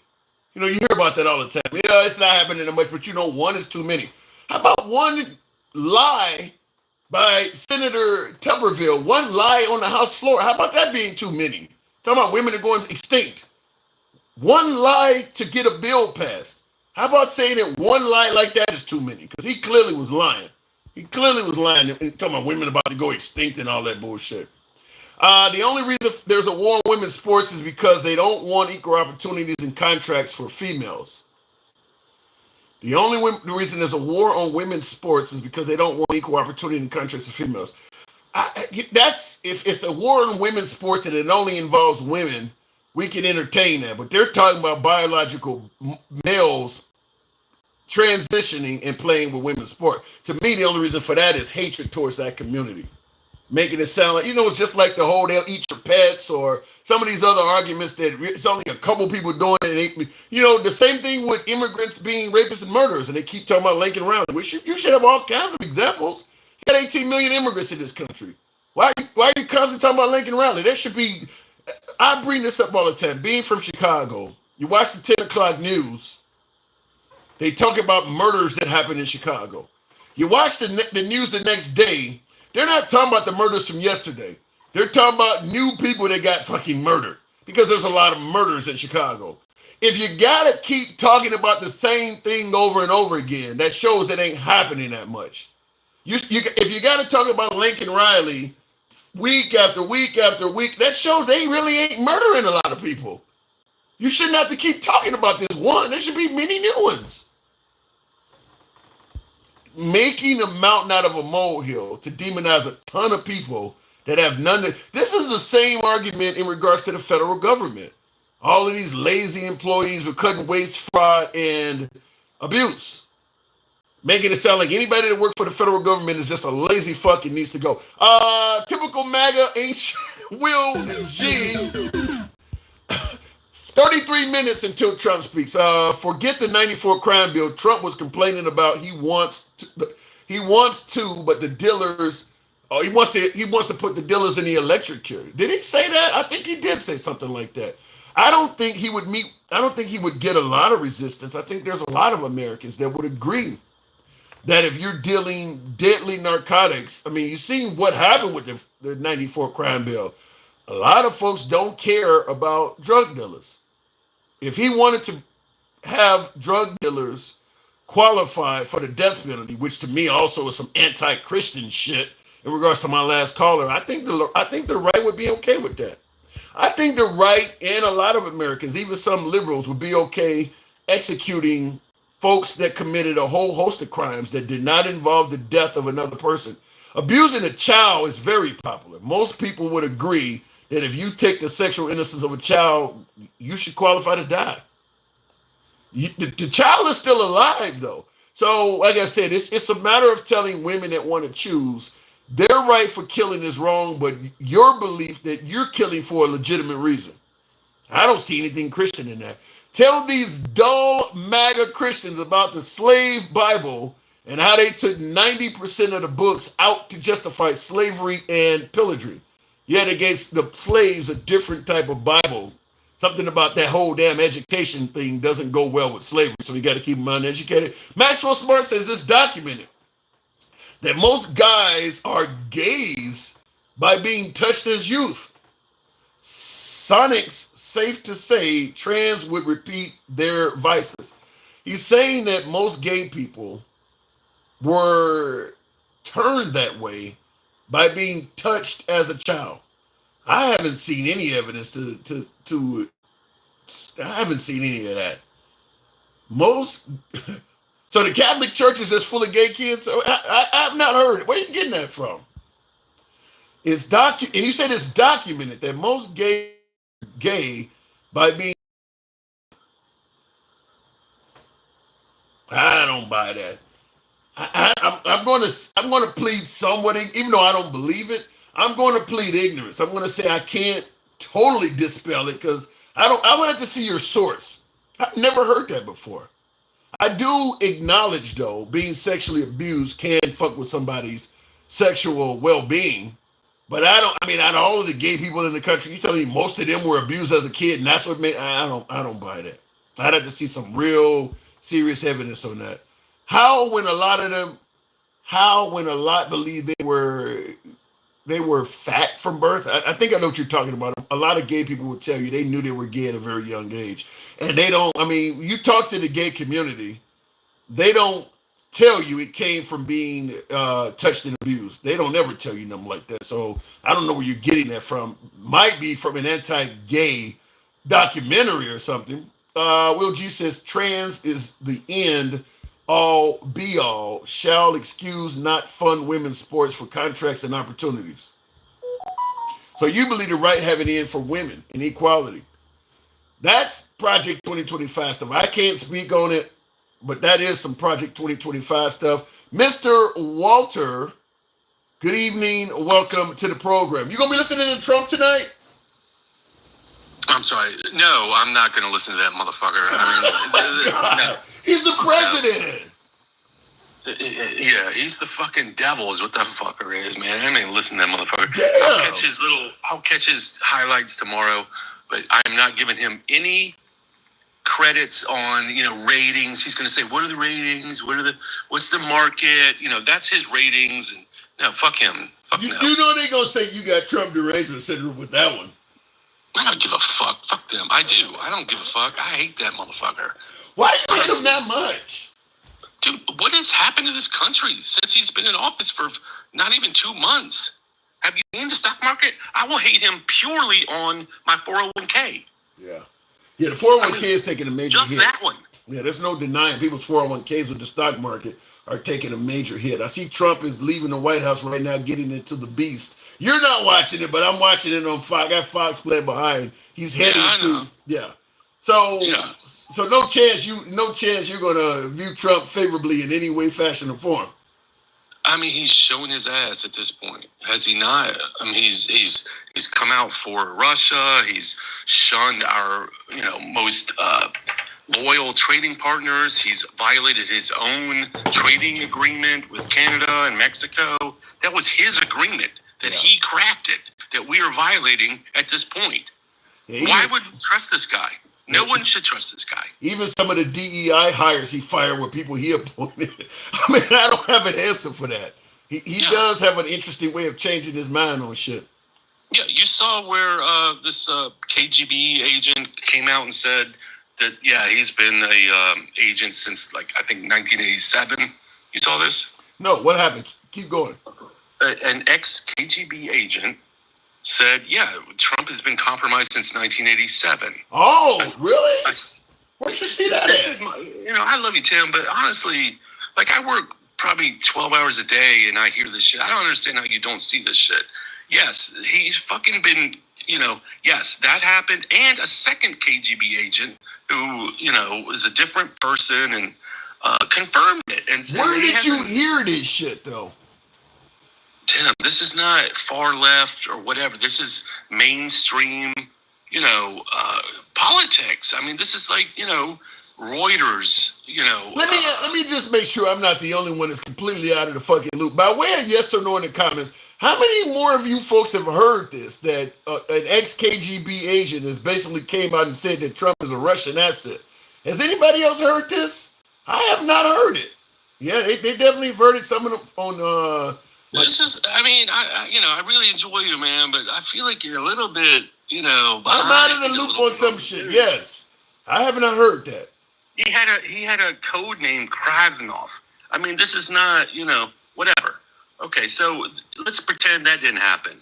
I mean, Occam's razor. If you look at what's happening to what our policy has been for 80 years, and now we're supporting Russia, and we're, shunning our democratic elected countries, our, NATO allies.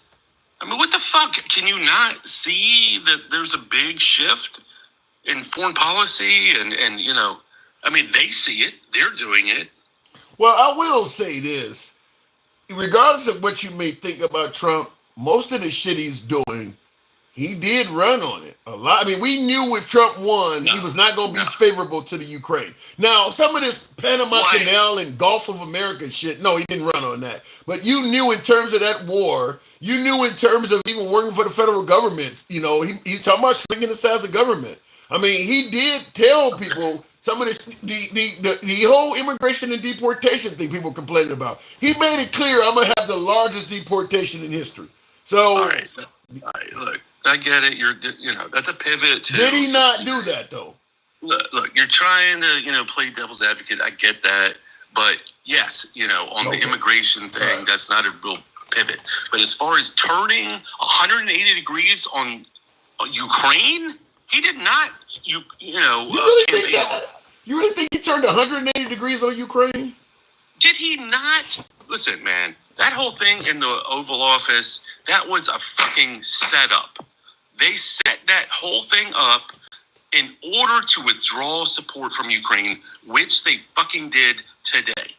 That whole thing, that was here's what I mean.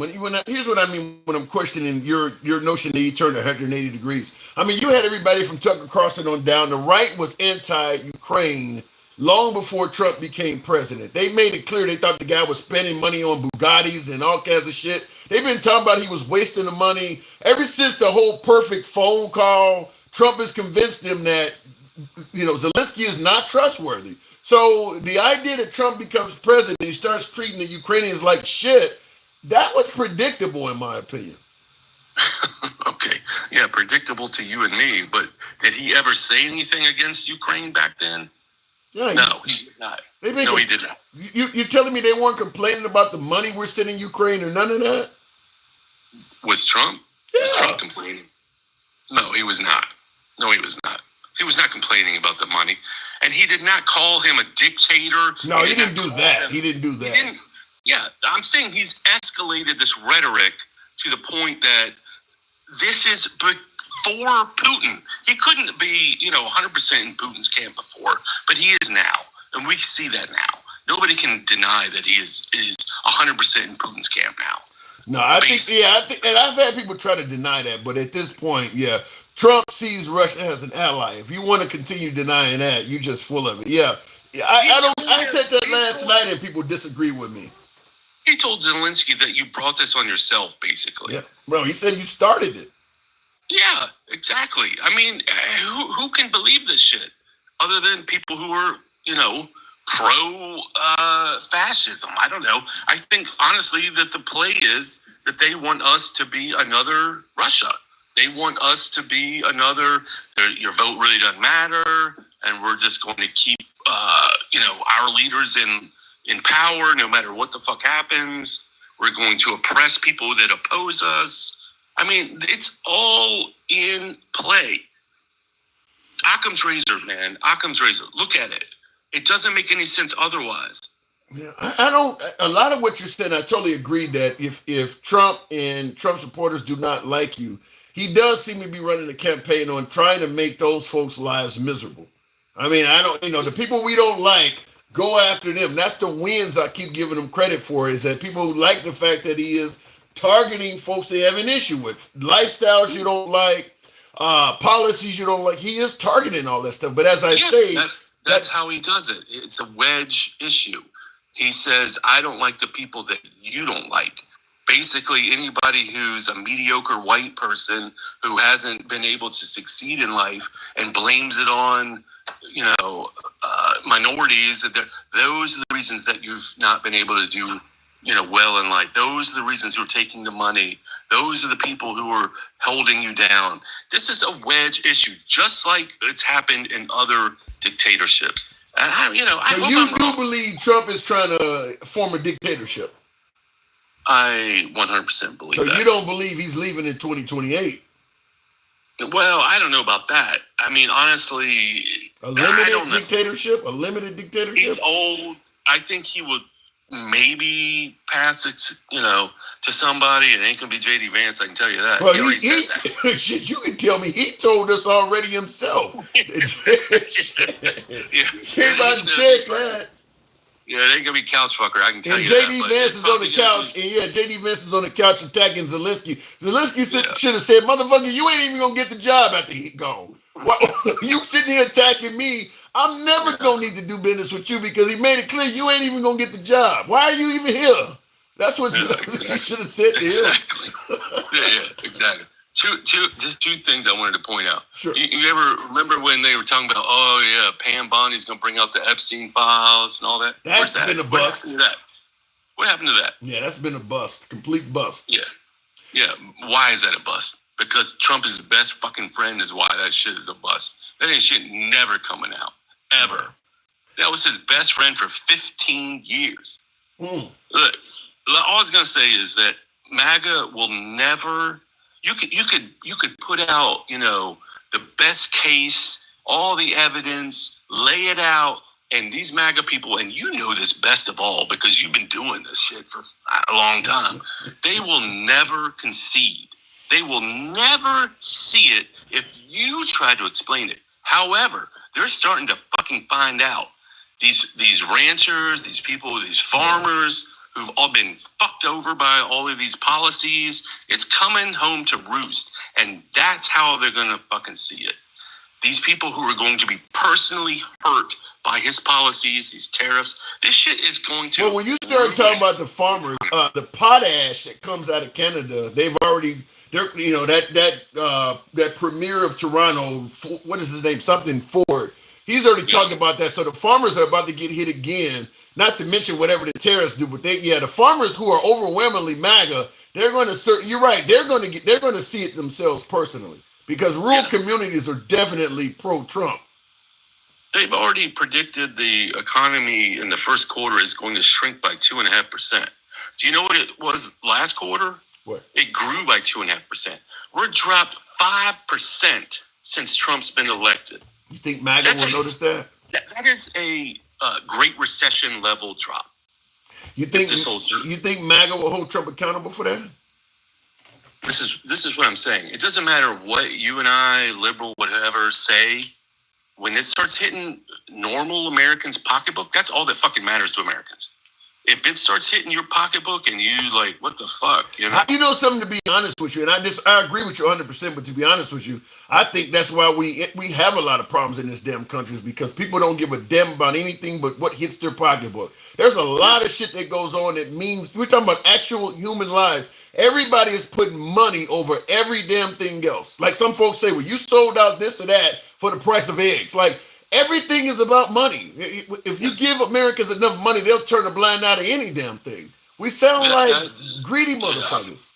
I don't, look, I love America. I grew up, I'm your age, America, USA. But that is our fucking culture, dude. It's about the money. That's capitalism. That's how capitalism works. Money is more important than every damn thing, even other human lives. I mean, it's just...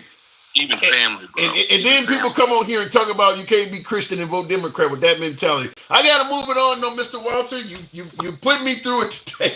All right, bye. Appreciate it. Always a pleasure. Mr. Walter made me work. I did not hear about that spy shit. Now I want to know. I love this guy says the truth, says JoJo. Yeah, Mr. Walter was good shit. Good talk. Will, I didn't know. I didn't hear about that. And I will say this, though, in regards to Trump. I'm going to give Steve Bannon the win in regards to flood the zone. There is so much that goes on in regards to President Trump. To be honest with you, I may have heard about it because I literally fall asleep at night with CNN or Fox News in my ear. I listen to news that much, but there's so much going on with Trump that it's impossible to actually remember it and catch it all. He literally, just yesterday, we're talking about Zelensky not getting any aid from the United States as Trump cut it all off. The day before that, we were talking about the argument they had in the White House over on Friday. Every day, now we're talking about tariffs. Every day, it is a completely different subject, to the point where Zelensky didn't even come up that much in this conversation, which, even though that's a major ongoing issue right now, it's moving that fast. We haven't had a program on borders and deportations in about a week. I mean, the shit is moving so fast, it's impossible to get it all. It's literally impossible to get it all. But that is the speed at which President Trump moves. So what can you say? Anyhow, folks, I do need to probably step away. You got 15 minutes until Trump speaks. I'll give a little bit of chance. I want to hear a little bit of smoke from the Honorable King Finn before I'm a truck driver and I can't keep up with all. Yeah, it's hard. It's hard. And as a truck driver, you got plenty of time listening to the news. It's just so much shit coming in. It's hard to catch it all. It's moving too fast. I tried to bring up one of the guests. Apparently I got a call or something coming in. Anyhow, folks, I'm going to go ahead and step away. I'm going to catch this speech. I'll be talking to you guys soon. Have a good one. Moving on with the program. I appreciate you guys tuning in. I got to step away. And hopefully